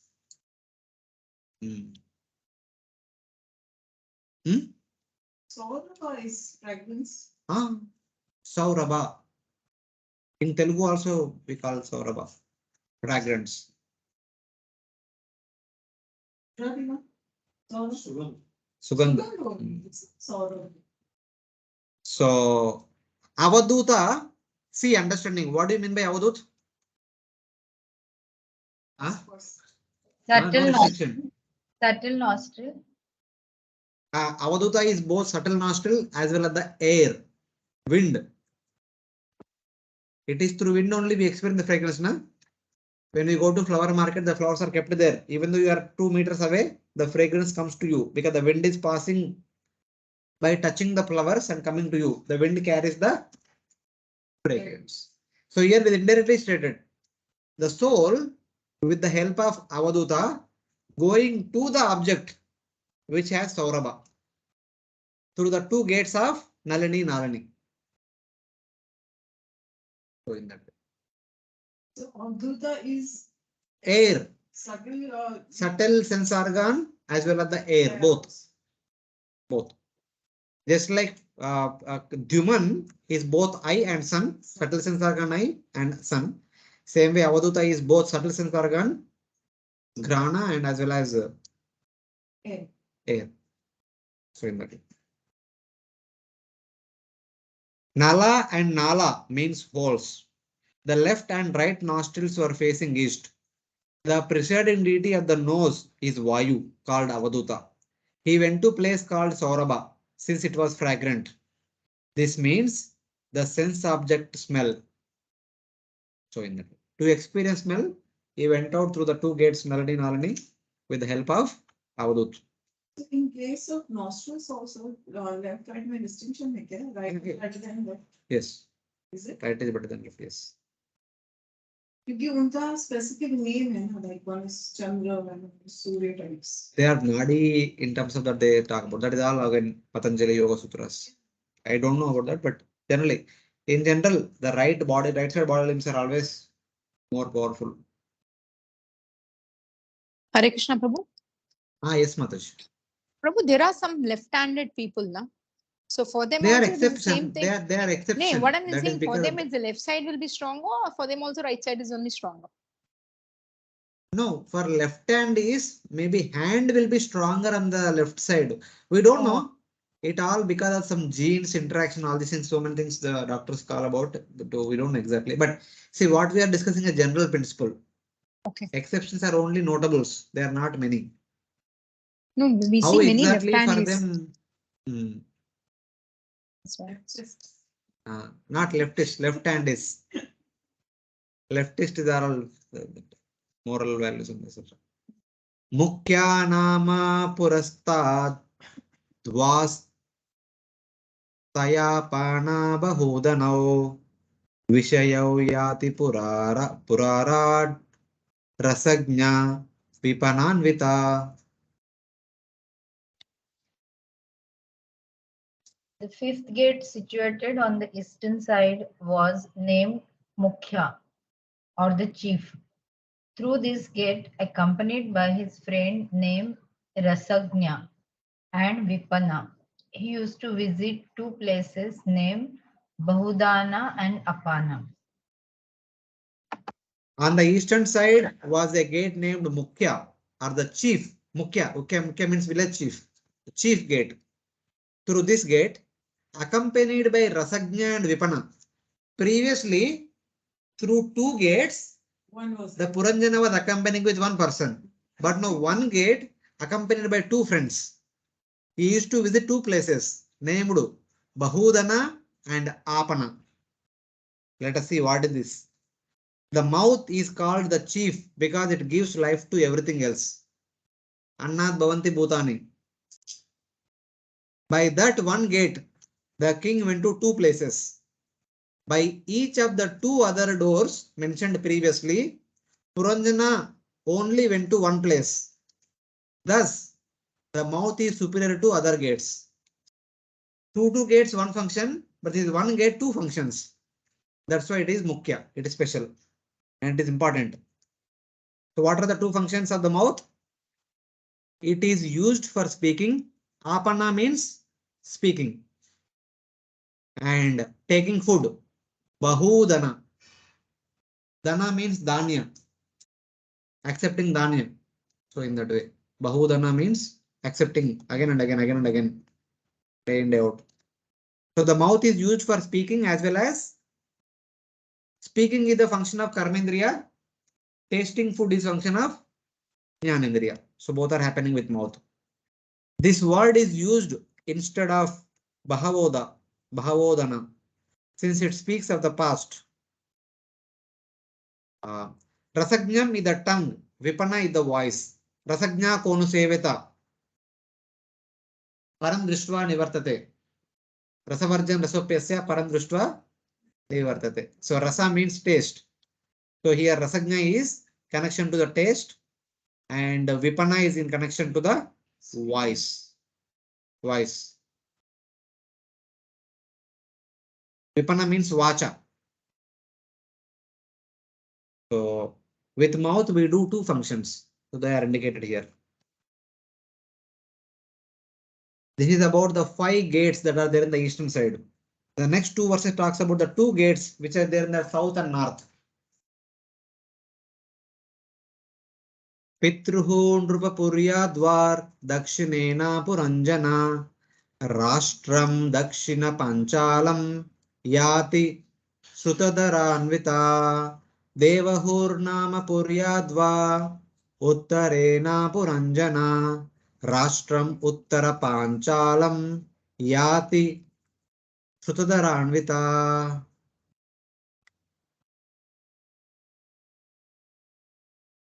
The southern gate of the city was known as Pitruhu, and through that gate, King Puranjana used to visit the city named Dakshina Panchala, accompanied by his friend Shrutadhara. On the northern side was a gate named Devahu. Through that gate, King Puranjana used to go with his friend Shrutadhara to the place known as Uttara Panchala. O king, facing south was the gate known as Pitruhu. The right ear is known as Pitruhu. And through that gate, King Puranjana used to visit the state named Dakshina Panchala, accompanied by Shrutadhara. Facing the north was the gate named Devahu. Through that gate, King Puranjana used to visit the state named Uttara Panchala, accompanied by Shrutadhara. The friend is only one friend. Sometimes you go to south side, sometimes you go to north side. Hearing. Shrutadhara means the subtle sense organ of hearing and also ether. Ether. Sound is ether. Na? What are the 2 places it's going? Oh, let us see what is that. Dakshinena means facing south. Uttarena means facing north. Shrutadhara is the ear. Subtle sense organ, ear. By the right ear, which is stronger, which is facing to the south. By the right ear, which is stronger, one first hears about Karma Kanda, Dharmartha Kama. Dakshina Panchala means the topics of Dharmartha Kama. By the left ear, one hears about Jnana Kanda, that is about Moksha, Dharmartha Kama and Moksha. Thus, they are given different names, Pitruhu and Devahu. Dharmartha Kama enables one to go to Pitraloka or Sargaloka, following the path of Pitruyana. Bhagavad Gita chapter 8, can you remember? During the 6 months of Dakshina time period, one goes to moon planet and comes back, or Swarga comes back. But during the 6 months of Uttarayana time period, following the path of sun, one goes to Moksha, Brahman. Simple. Pitruhu and Devahu, Pitruyana and Devayana. In that way. Since one first understands about the 5 sense objects through the ear, the sense object sound is called Panchala. Why it is Dakshina Panchala? Because it is by hearing only we understand what is what. It is by hearing only we understand this is table, this is chair, this is this is that. All these things are meant for enjoyment, meant for renunciation, all these things. Everything is by hearing only. So when the Puranjana goes through the south ear to Dakshina Panchala, we get to know about 5 sense objects, which fulfill one's Dharmartha Kama. So in that way. So I have put all the 4 verses from chapter 8 of Bhagavad Gita. Chapter 8, 24 to 27. Agnir Jyoti Raham Shukla Shanmasa Uttarayanam Tatra Prayata Gachanti Brahma Brahmavido Jana. The knowers of Brahman, the Brahmavido Jana, the Brahmavadis, who depart on the path of light and the path of fire and light during the waxing fortnight and the northern progress of the sun, Uttarayana, they attain Brahman. Tatra Prayata Gachanti Brahma. They attain Brahman. The knowers of Brahman eventually attain Brahman by following the path of light, fire, waxing fortnight, and northern and Uttarayana. Similarly, Dhumo Ratri Tata Krishna Shanmasa Dakshinayanam Tatra Chandramasam Jyoti Yogi Prapya Nivartate. Departing on the path of smoke, Dhumo, night, Ratri, the waxing fortnight, Krishna Paksha, and southern course of the sun, Dakshinayana. Attaining Swargaloka or Pitruloka, the Karma Yogi returns. Tatra Chandramasam Jyotir Yogi Prapya Nivartate. Yogi means Karma Yogi. The Sakama Karma Yogi, having gone to Pitraloka or Sargaloka after exhausting piety, he will return. But the Brahmavadis, having gone to Brahman, will not return. Shukla Krishna Gati Yete Jagata Shashvate Mate Ekaya Yati Anavritim Anaya Avartate Punaha. Those 2 paths, the path of light known as Devayana and the path of darkness known as Pitruyana, are considered eternal in this world. They are there from the very beginning of the creation. By one path, one does not return. Ekaya Yati Anavrittam. Having gone to Brahman, one does not come back.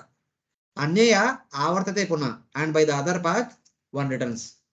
Tetam Bhukta Sargalokam Vishalam Shine Punne Martilokam Vishanti. Naite Sri Parthajanan Yogi Muyati Kachana Tasma Sarveshu Kaletu Yoga Yukto Bhavarjuna. The yogi who knows these 2 paths is never bewildered. Therefore, at all times have a concentrated mind, O Arjuna. Knowledge of these 2 paths produces a sense of discrimination. Therefore, at all times you should have a concentrated mind, Yoga Yukto Bhavarjuna. Basically, a devotee is supposed to understand the Pitruyana and Devayana and follow Bhakti Marga. The Pitruyana will take you to Pitruloka or Sargaloka and come back. Devayana will take one to Sahajya Mukti. But devotees want to go to Vaikuntha and serve the Lord. दोनों पे नहीं जाने का. So that is understanding. That means one should not be bewildered, means one should not get attracted to one of these 2. One should become attracted to Bhakti Marga. That is the 3rd path. So it's 8 points. 24 to 27. So thus the 7 gates that are there on the head are completed. 5 gates in the east, 1 is north, 1 is south. Now next the other remaining 2 gates. Asuri nama paschat dvastaya yati puranjana gramakam nama vishayam durmadena samanvitaha.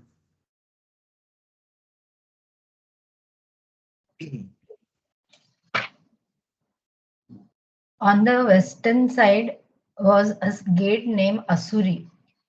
Through that gate, King Puranjana used to go to the city of Gramaka, accompanied by his friend Durmada. Yeah. On the western side was a gate named Asuri. Through that gate, King Puranjana used to go to the city of Gramaka, accompanied by Durmada. What is the meaning? Asuras like to enjoy the senses. Therefore, the gate is called Asuri. Gramaka means the pleasure of the materialistic people. Grama. Ka Gramaka. The pleasure of the materialistic people. That is sex life. Using the sense organ, Durmada. Infatuated. So this is about genital. Finally, anus. Niritirnama paschad dvastaya yati puranjana Vaishasam nama vishayam lubdakena samanvitaha. Another gate on the western side was known as Nirti. Puranjana used to go through this gate to the place known as Vaishasa, accompanied by his friend Lubdaka.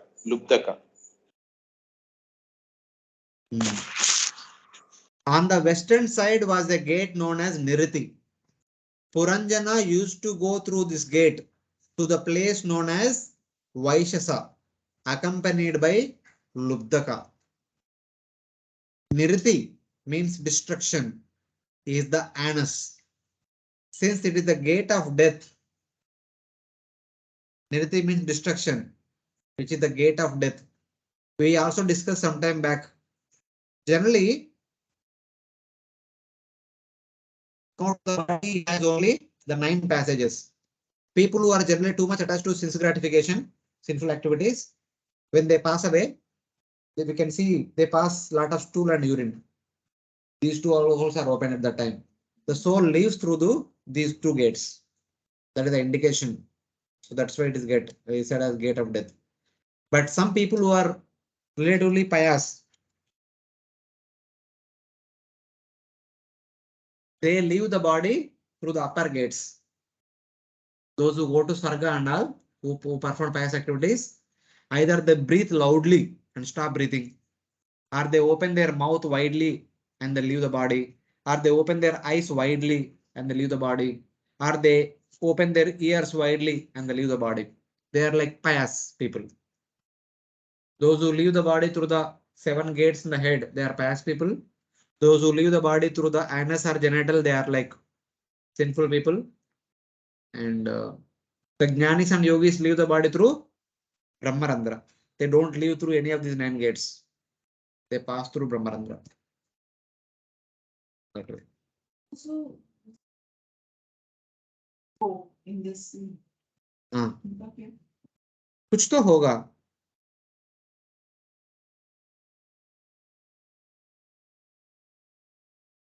So something will be open. One of the 9 gates will be open and like that they pass by.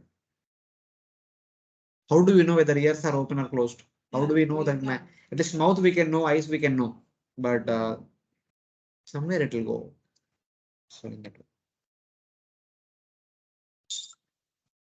When nose and ears will not be known, na, that is open all the time. But they can also live through them, na? That's what I'm saying. Means Ah. some of the signs we can see that if the mouth is open, or I have seen like my when my grandfather passed away. Before that, his eyes were closed. He was ill, so his eyes were closed for almost 5-6 days. So only at the time of leaving, he opened the eyes, and then the eyes remained open. Yeah, they might have left through eyes.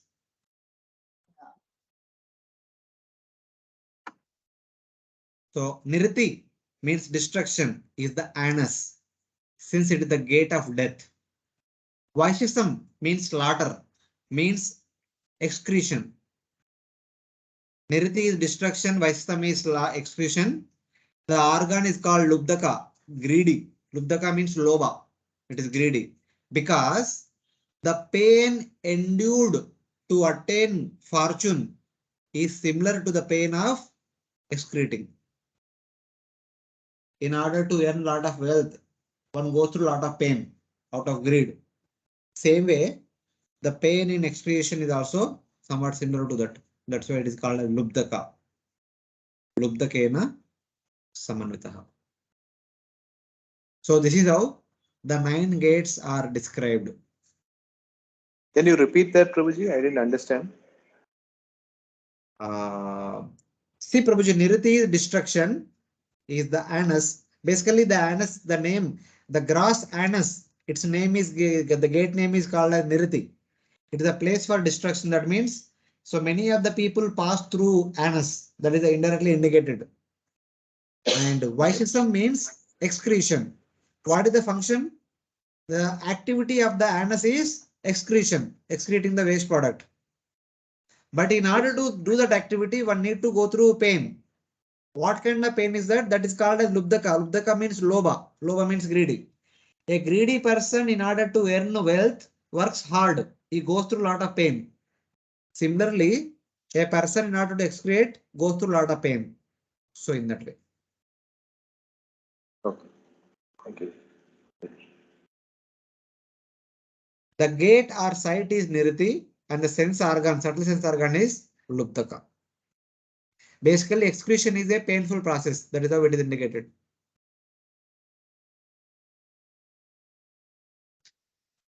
So now we have discussed the Jnanendriyas also, all Jnanendriyas.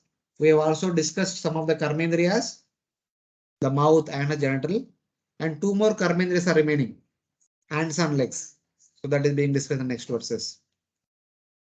Andau amisham puranam nirvak peshak krutvat ubau akshanvatam adipatis tabhyam yati karoti cha.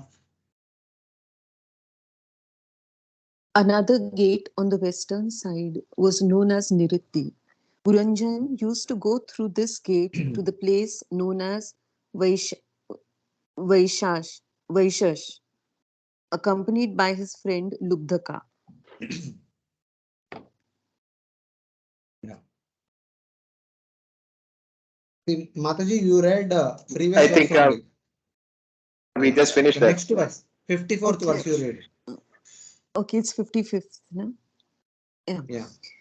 One of the many inhabitants of this city, there are two persons named Nirvak and Peshashkrit. Although King Puranjan was the ruler of the citizens who possessed eyes, he unfortunately used to associate with these blind men.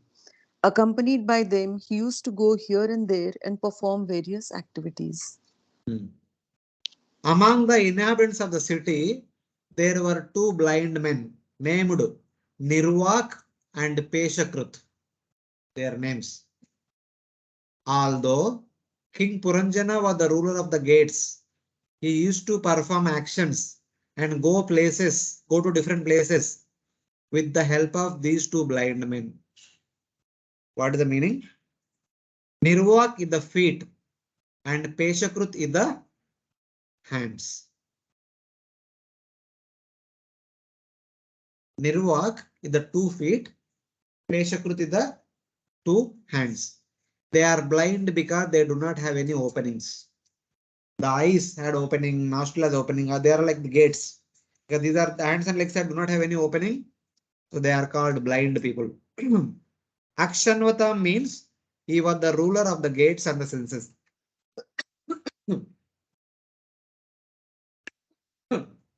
So all the activities which need the help of hands and legs are performed by hands and legs, which are known as Nirvak and Peshakrut. This is how all the different body limbs of the Jnanendriya Karmendriyas of the body are described. Finally, Taheri Anta Puragato Visuchi Nasamanvitaha Moham Prasadam Harsham Va Yati Jayatma Jodbhavam. Sometimes he used to go to his private home with one of his chief servants, the mine, who was named Visuchina. At that time, illusion, satisfaction, and happiness used to be produced from his wife and children. After describing the city with 9 gates and also blind gates known as the legs and hands, is further described. When he went to his private quarters, that is Antapura, the inner chambers, with Visuchi, he obtained illusion, satisfaction, and joy. Moham Prasadam Arshamva from his wife and children. Jaya Atmaja Udbhavam. From his wife and children, he used to get illusion, satisfaction, and joy. The understanding is Antapura is the heart, within the core of the heart. Visuchi is the mind. Puranjana goes into the core of the heart with the help of mind, taking the mind, accompanying the mind. Mind means wandering everywhere. It's the mind which goes everywhere. Illusion arises from mode of ignorance. Satisfaction arises from mode of goodness. Joy arises from mode of passion. His wife was Buddhi or Chitta, and the children were the objects of the intelligence, such as generalizing, particularizing, ascertaining, and realizing. Puranjani is both Chetana as well as intelligence. Who are the direct children of the Puranjani? The activities of the intelligence and Chetana are generalizing, particularizing, ascertaining, and realizing. These are the different activities of intelligence and Chitta. Chitta's function is realization from the spiritual point of view, and mind's function is generalizing, particularizing, ascertaining is basically discrimination. Not Sankalpa Vikalpa is mind. That is intelligence. Just now you said mind only. The mind is Visuchi, but he gets joy, satisfaction, and illusion from Puranjani and her children. Puranjani is both intelligence and Chitta. Her children are discrimination and realization. What kind of discrimination? This is good, this is bad. So three things you They said. are generalizing, particularizing, ascertaining, they're all kind of discrimination. And realizing, Chitta. So in that way. Of course, intelligence also gives us realization. We become realized because this is laptop. We might have heard about laptop many times. When we see laptop, you are realized. Intelligence in relation to matter realization, Chitta in relation to spiritual realization. So in that way. So Those three again. generalizing, particularizing, ascertaining,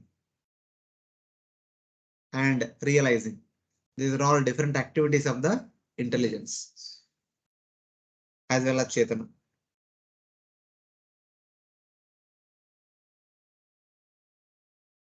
Generally, So after describing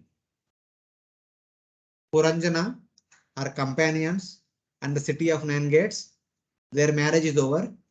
Now, what did Puranjana do with his wife in the city of 9 gates? Sometimes going out of the gates and coming in, getting something here and then meeting people and all these things. Evam karma. Yes, Matush. In the 54th verse, it was mentioned that like he associated with the blind friends like hands and legs because that didn't have opening. So how we understand this? Because ultimately whatever activity has to be performed, whatever our organs are being provided, the working senses is hands and feet. So उसमें opening नहीं है. So means what? How we should understand this? Or it is just the analogy given that they are the blind men. So because my point is that there is no other option that other than working through hands and feet. See, simple. You are in a room. If you want to see what is there outside the room, what do you need for the room? Opening. A window or a door is required. So through the window only you can see and interact with the outside world. But sitting inside the room also you can do some activity. So that is the function of the hands and legs, something like that. Basically the 9 openings are we are able to interact with the external world. But we perform activities. See, when we take for example, this is my understanding like this. Here in front of me, devotees are sitting. They are sitting at a distance of 2-3 meters away. But through my eyes, I'll be able to see them, though they are at far distant. But with the help of my hands and legs, I cannot interact with the people who are very far. I can only interact with the people who are very close to me. So that means when you are bound in a room, you cannot interact with the external world. But everything within the room you can interact with. But if there is an opening, you can go and interact with external people. So something like that. That's how we have to see they are blind because they don't know where to go. They can only act within a within the immediate area surroundings. So in that way. For the hands and legs to do something they cannot do at a far distance. If the legs are walking, the entire body is walking along with the legs. The legs alone cannot go. But the eyes can go to a distance of 100 meters. Eyes can see things which are at a distance of 100 meters. The ears can hear the sound of a lorry or a vehicle producing sound on the Marine Drive. So they can go all the way up to there. So that is understanding. Okay. Okay. Thank you.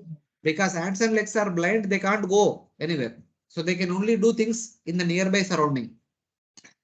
But the other senses, they can go to the far distance. But they So can take the help of the eyes and ears to go far, isn't it, Prabhu? see, They are taking that the is, help of knowledge and acquiring senses. we are talking about the individual functions. Okay. Okay. Collectively, they may do all the things, but individually, what they can do, we are discussing. So can you send the hands only to some other place? For example, today Kanjur Marg, that tomorrow they are going to have Ratha Yatra. Can we send our hands and legs to Kanjur Marg and we stay here? But even then, ears and eyes also cannot go there, no? Ears and eyes cannot go there. Not like that. We can hear what's happening there with the help of a FM radio. Yeah, even then We can you see require. we can see through the mobile.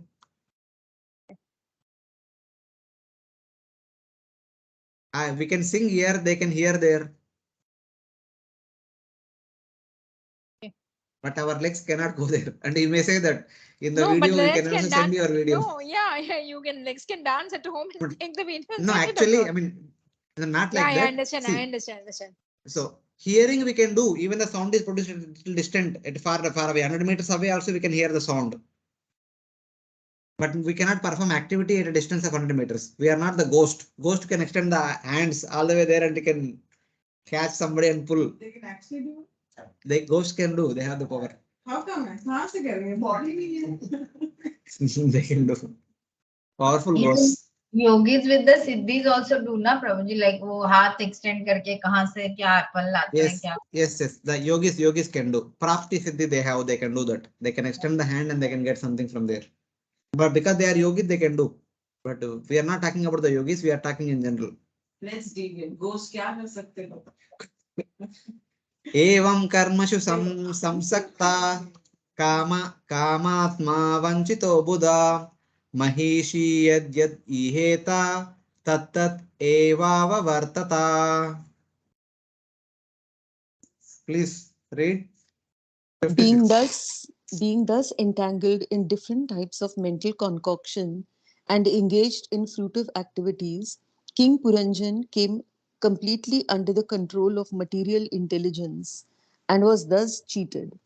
Indeed, he used to fulfill all the desires of his wife, the queen. So now, here come the most interesting thing. For 100 years, what Puranjana did in the company of Puranjani. 100 years. Body ke saath soul 100 years. So in that way. Not after marriage. From our point of view, body and soul, that intelligence and soul together. Thus, completely attached to activities, being lusty, cheated and foolish, he did whatever his queen wanted.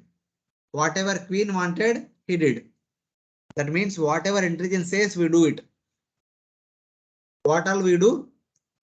Kvachit pibantyam pibati madiram madavivala ashnantyam kvachit ashnati jakstatyam jakstatyam sahajakshati. So actually so many verses coming together, I put them separately. I will read the translation, don't worry. When the queen drank liquor, Kvachit pibantyam pibati. When she drank liquor, he also drank. When queen dined, Ashnantyam, Ashnami prayatatmana visena, Patram pushpam palantoyam, Prayachati, Tadashnami pahritam, Ashnami prayatatmana. Tadaham bhakti upahritam, Ashnami prayatatmana. Ashnami means eating. When the queen dined, he used to dine with her. And when the queen chewed, he used to chew with her.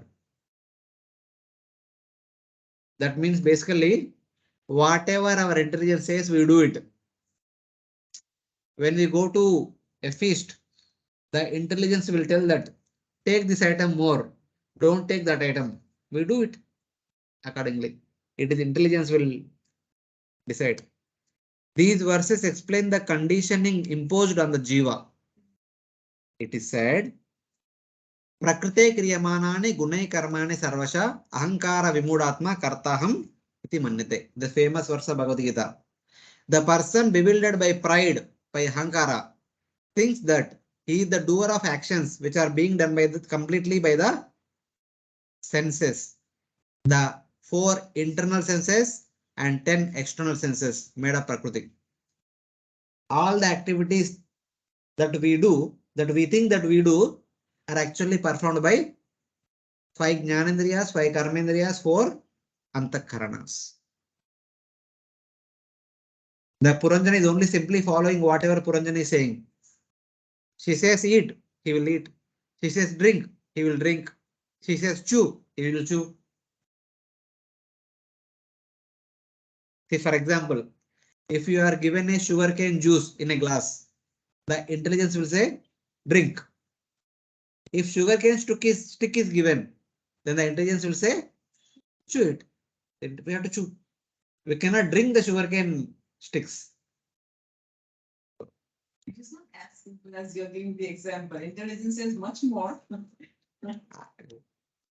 Kvachit gayati gayantam, rudantyam rudati kvachit dasantyam asati, jalapatnyam anujalpati.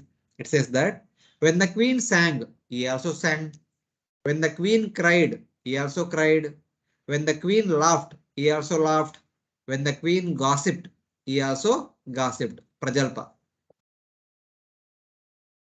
Kvachit davanti davantyam, tishtantyam anutishhtati, anusete shayanayam, anvaste kvachidasitim. When the queen ran, the king ran. When the queen would stand still, the king would also stand still. When the queen would lie down in bed, he would also lie down with her. When the queen sat, he would sit. Whatever intelligence says run, run. Intelligence says stop, stop. Intelligence says tak gaya, baito. Soul sits. Intelligence says take rest, lie down.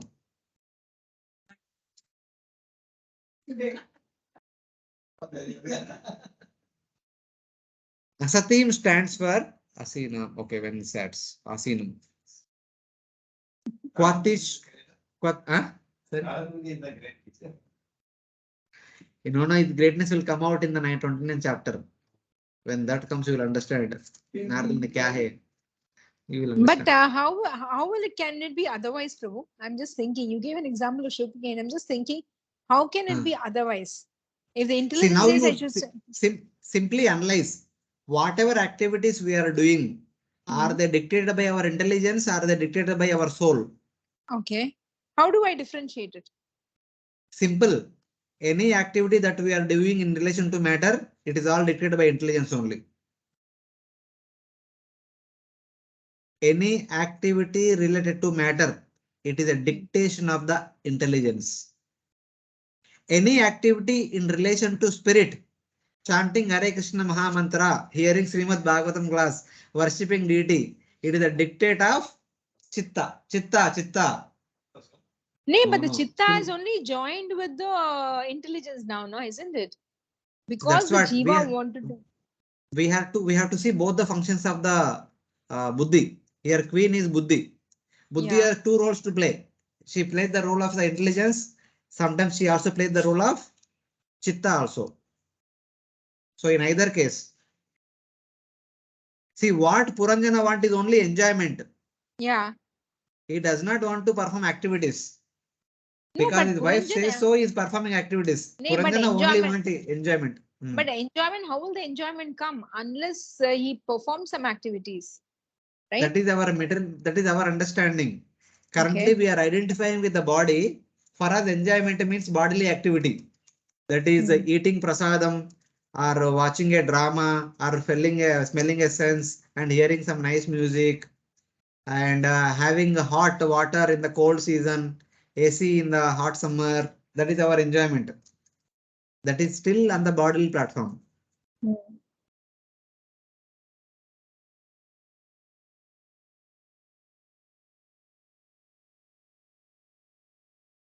So the actual enjoyment of the soul is entirely different. We can't even comprehend also. What you can't exactly? comprehend. We You can't just even can't comprehend also. I was just thinking that this is what I made Ah. today to come here. Ah. I had to go for a wedding. Okay, which I didn't do. You It's are not that I have hurt my soul.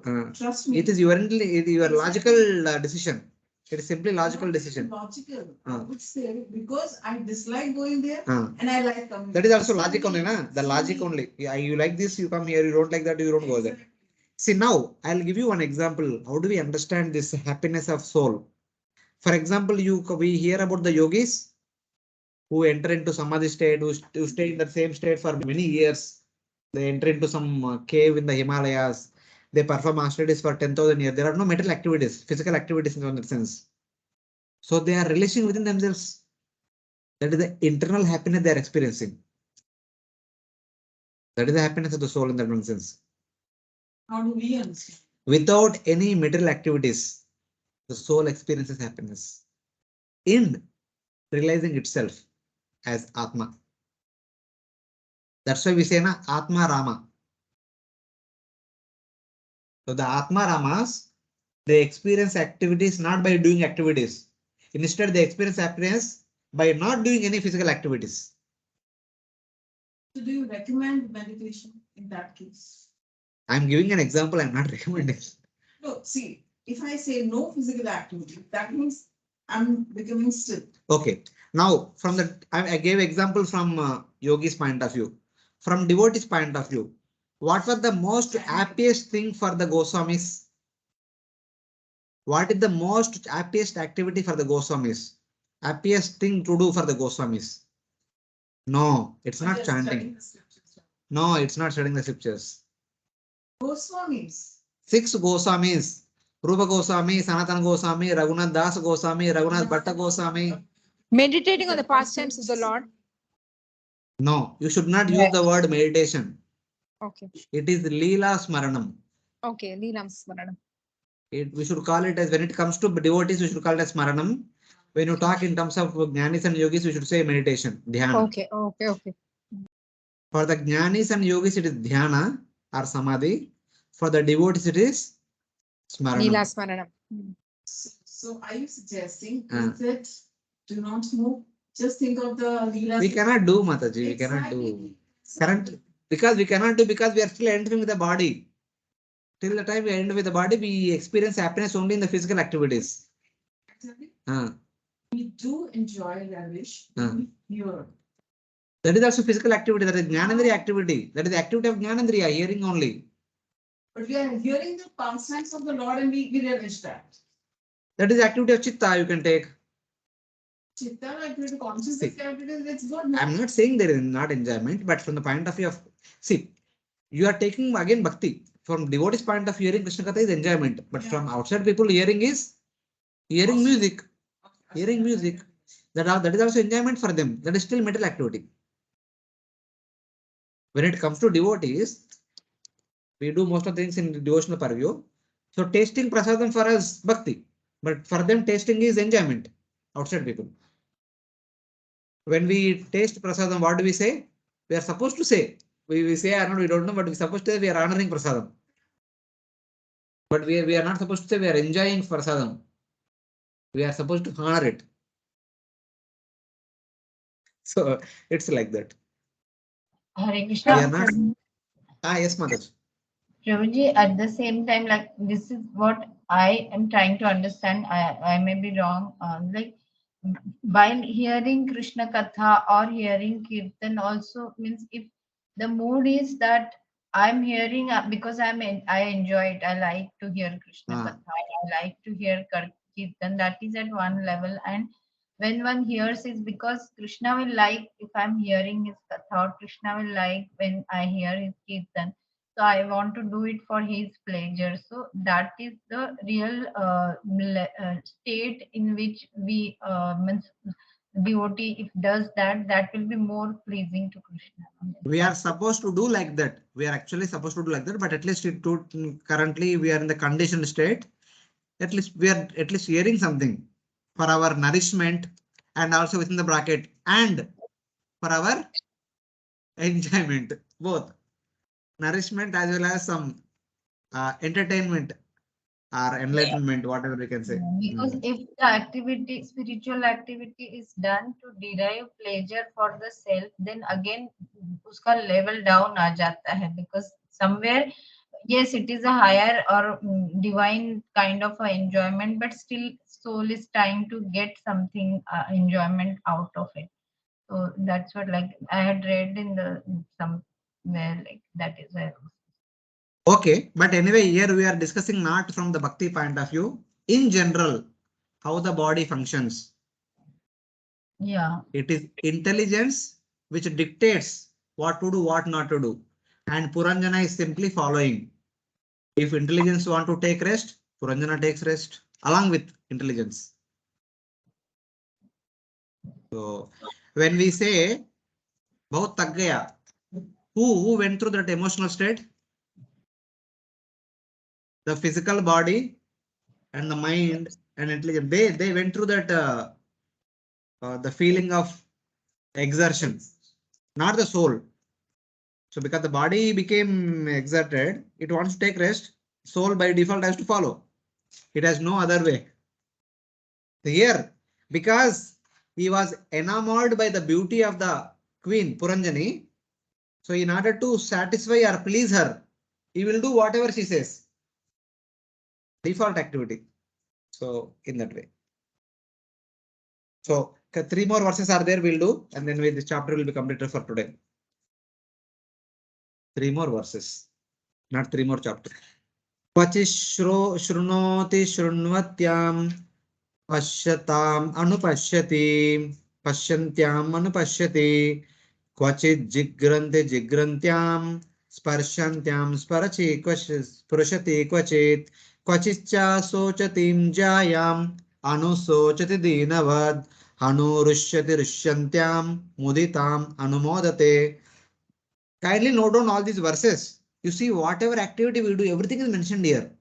It is not simply a story. It is our lifestyle. When the queen heard something, he would hear the same thing. When the queen saw something, the king would also see. And when the queen smelled something, the king would smell the same thing. When the queen touched something, the king would touch the same thing. When the queen lamented, king also lamented in misery. When the queen felt joy, he also felt joy. And when the queen satisfied, the king also felt satisfaction. Now see, who is actually lamenting and experiencing misery and joy and satisfaction? Queen only, not the king. Not the king. Not the king. Because he is identifying himself with the queen, whatever emotions the queen is going, the king also will go. Just like whatever pain son goes, mother also goes through. Because she feels son as her own self. But here they are newly wedded couple. So this is always there. So it is like that. गुणात्मकानिन्द्रियाणि भूतादि प्रभवा गुण मनः सर्व विकारात्मा बुद्धिर्विज्ञान रूपिणी. So this is a verse from 2nd canto 10th chapter. it also talks about how we respond to the stimuli. The senses nature is to go gravitate to the sense objects. When the senses see some attractive objects, the senses will always run for that. The sense objects become attractive by the false ego because the false ego want to enjoy. The sense objects become attractive. The mind sustains all the changes like happiness and distress. The mind stores the experiences, happiness, distress, etc. Buddhi consists of the power of discrimination. It is Buddhi will tell what to do, what not to do. So here Buddhi is telling, so jao, ud jao, run, stop, sit, speak, touch, lift, throw away, feel joy, feel sorrow, feel happy. Everything is happening by the dictate of Buddhi. So that's what it says. Buddhir Vijnana Rupini. It is Buddhi which will make us understand and realize something. So in that way. The last verse of the chapter and for today. Vipralabdo Maisaivam Sarva Prakriti Vanchita Nechan Anukarotagnya Klaibyat Krida Mrugoyata. In summary, why he is doing what he is doing? It says that specifically conditioned by the queen. By whom he is conditioned? He is conditioned by the queen only. Because he is attracted to her, he submitted himself to her. So he has to listen to whatever she says. Specifically conditioned by the queen. Cheated of his own nature. Sarva Prakriti Vanchita. Soul by nature Sachidananda. Now he has given it up. He lost about it. He forgot about it. That's why he is called as Ajna, the foolish king. He forgot about himself. Jivera Swarupai Krishna Das. He forgot it long back. Now he is Puranjani Das. Though he did not want to, but he followed her like a pet animal. Krida Mrugoyata. Because of falling under another's control. Falling under her control. Being controlled by her charming beauty. He became a subservient of her. Whatever she says, he was doing. Vipralabdha means having specifically attained a condition in this way, conditioned nature in this way. Specifically conditioned by the intelligence, at all times cheated of his nature of knowledge and bliss. Sarva Prakriti means Sachidananda Swarupa. The soul nature is Sachidananda. That he has forgotten. Giving up his true nature, not wanting to because of his nature, but coming under the control of Puranjani, assuming a different nature. Though that is not the soul's nature, but being under control of Puranjani, he is following the nature of Puranjani. He followed her. He imposed these qualities over the soul. It's like that.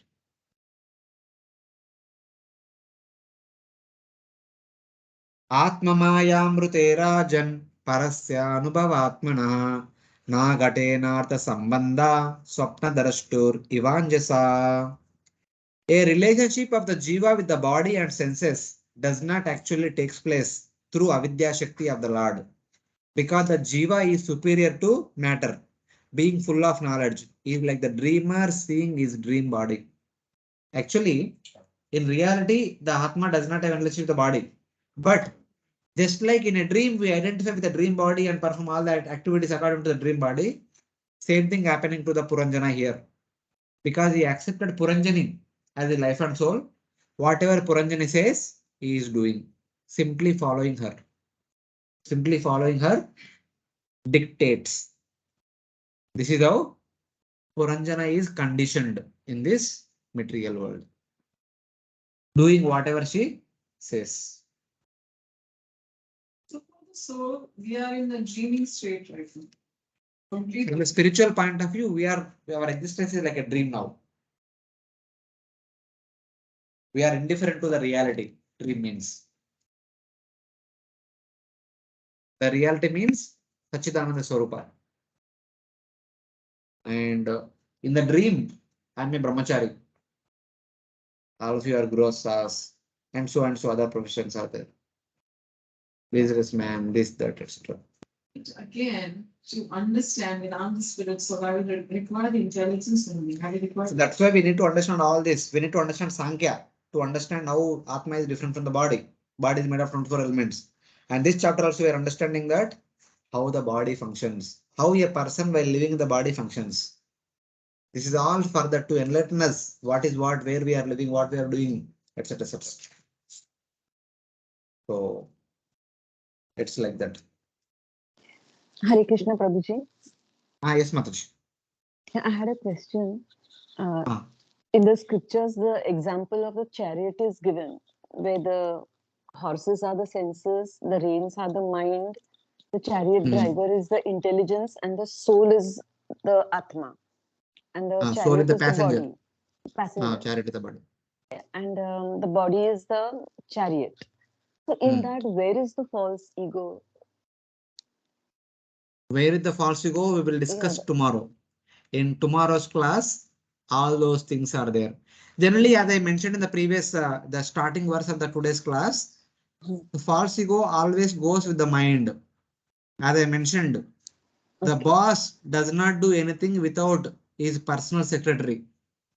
The personal secretary does not say anything without boss sanction. Wherever there is boss, there is always secretary. So whenever we say mind, ego is always there along with the mind. Whenever we say ego, mind is always there along with the ego. Both of them are inseparable in that sense. Okay. So the ego is the creation of the mind and the intelligence. No. It is not the creation of the mind. Ego is there, mind is also there. Okay. Ego is the boss. Ego wants to enjoy. The boss wants to pass an order. Who will pass the order? The personal secretary will type the order and send the mail to each and every employee in the company. Boss never send the message. It is secretary who sends the message. Okay. So boss desires. Boss just I want this. The secretary executes. Yes. So it's like that.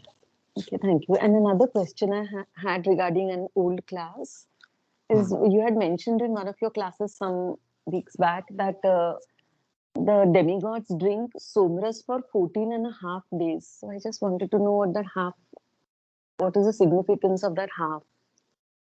It is said like that. No significance. Basically, half means the devatas will drink for the dark fortnight, starting from the day after Paurnami all the way up to the noon of Amavasya. During the noon time of Amavasya, whatever nectar remaining, that is given to the Pitrus. Okay. So Pitrus are also one category of devatas. They don't eat or drink along with the devatas. The devatas will accept most of the portion of the nectar and whatever remaining that is given to the Pitrus. So in that way, the remaining half day, they will drink the nectar. So it is like that. But Prabhuji, it is mentioned, it is said that whatever food we feed the Pitaras during the Shraddha, every year we perform those the Shraddha ceremony in that Pitru Paksha. That is the time when the Pitaras get their food. Yes. So then that food, they don't accept it in a subtle form. So every day we have right dal sabji chapati. On the festival day we have feast. We have special sabji, special special rice, and special feast, sweet items, and etc. So for Pitrus, every Amavasya they get to drink some somarasa. And Pitru Amavasya, they get to eat feast. Okay, once a year. It's once a day for them. No. The once a day is like once in every Amavasya. Our 30 days is there one day, one full day. Our Amavasya is their noon time, their lunch time basically. So that day that this thing Tarpan is done, na? So that way you mean generally Amavasya day Tarpan is done. Tarpan isn't, yeah. Okay. And So the moon planet is it doesn't belong to the heavenly realm. It is No, heaven starts from there. Half of the moon is occupied by the Pitrus, other half of the moon is occupied by lesser category of Devatas. But it is the moon which prepares Somarasa, and moon invites all the Devatas who are living in the Bhorloka and Swargaloka to honor Somarasa. They come to moon planet and they drink Somarasa. Like one after the other, they come and drink for a period of 14.5 days. okay. So, and whatever remaining, it is served for the Pitrus. It's like it's simple thing. What can I say? When you invite all the guests for a party, unlike the buffet system, it was like sitting system. In the first round you serve for 100 people. Second round another 100. Third round another 100. Fourth round another 100. After serving everyone in the last round, the volunteers are served. Yes. Or the host is fed in the last round. The Pitruloka resident, the moon planet residents are the Pitruloka people. So they eat at the end. Because they are inviting all the Devatas, na? They need to feed the guests first. The host will eat at the end. Yes. So Thank it's you like very that. much. Correction. Okay, it is a time for Prasadam. Hare Krishna, thank you very much. Grantara Srimad Bhagavatam ki jai. Srila Prabhupada ki jai. Ananta Koti Vaishnava Bhaktamani ki jai. Prabhuji, some doubts are there. Tomorrow I'll ask. Okay, no problem. Tomorrow 2 o'clock. Correction. Yeah. Hare Krishna. Of course. Thank you so much, Prabhuji. Hare Krishna. Thank you.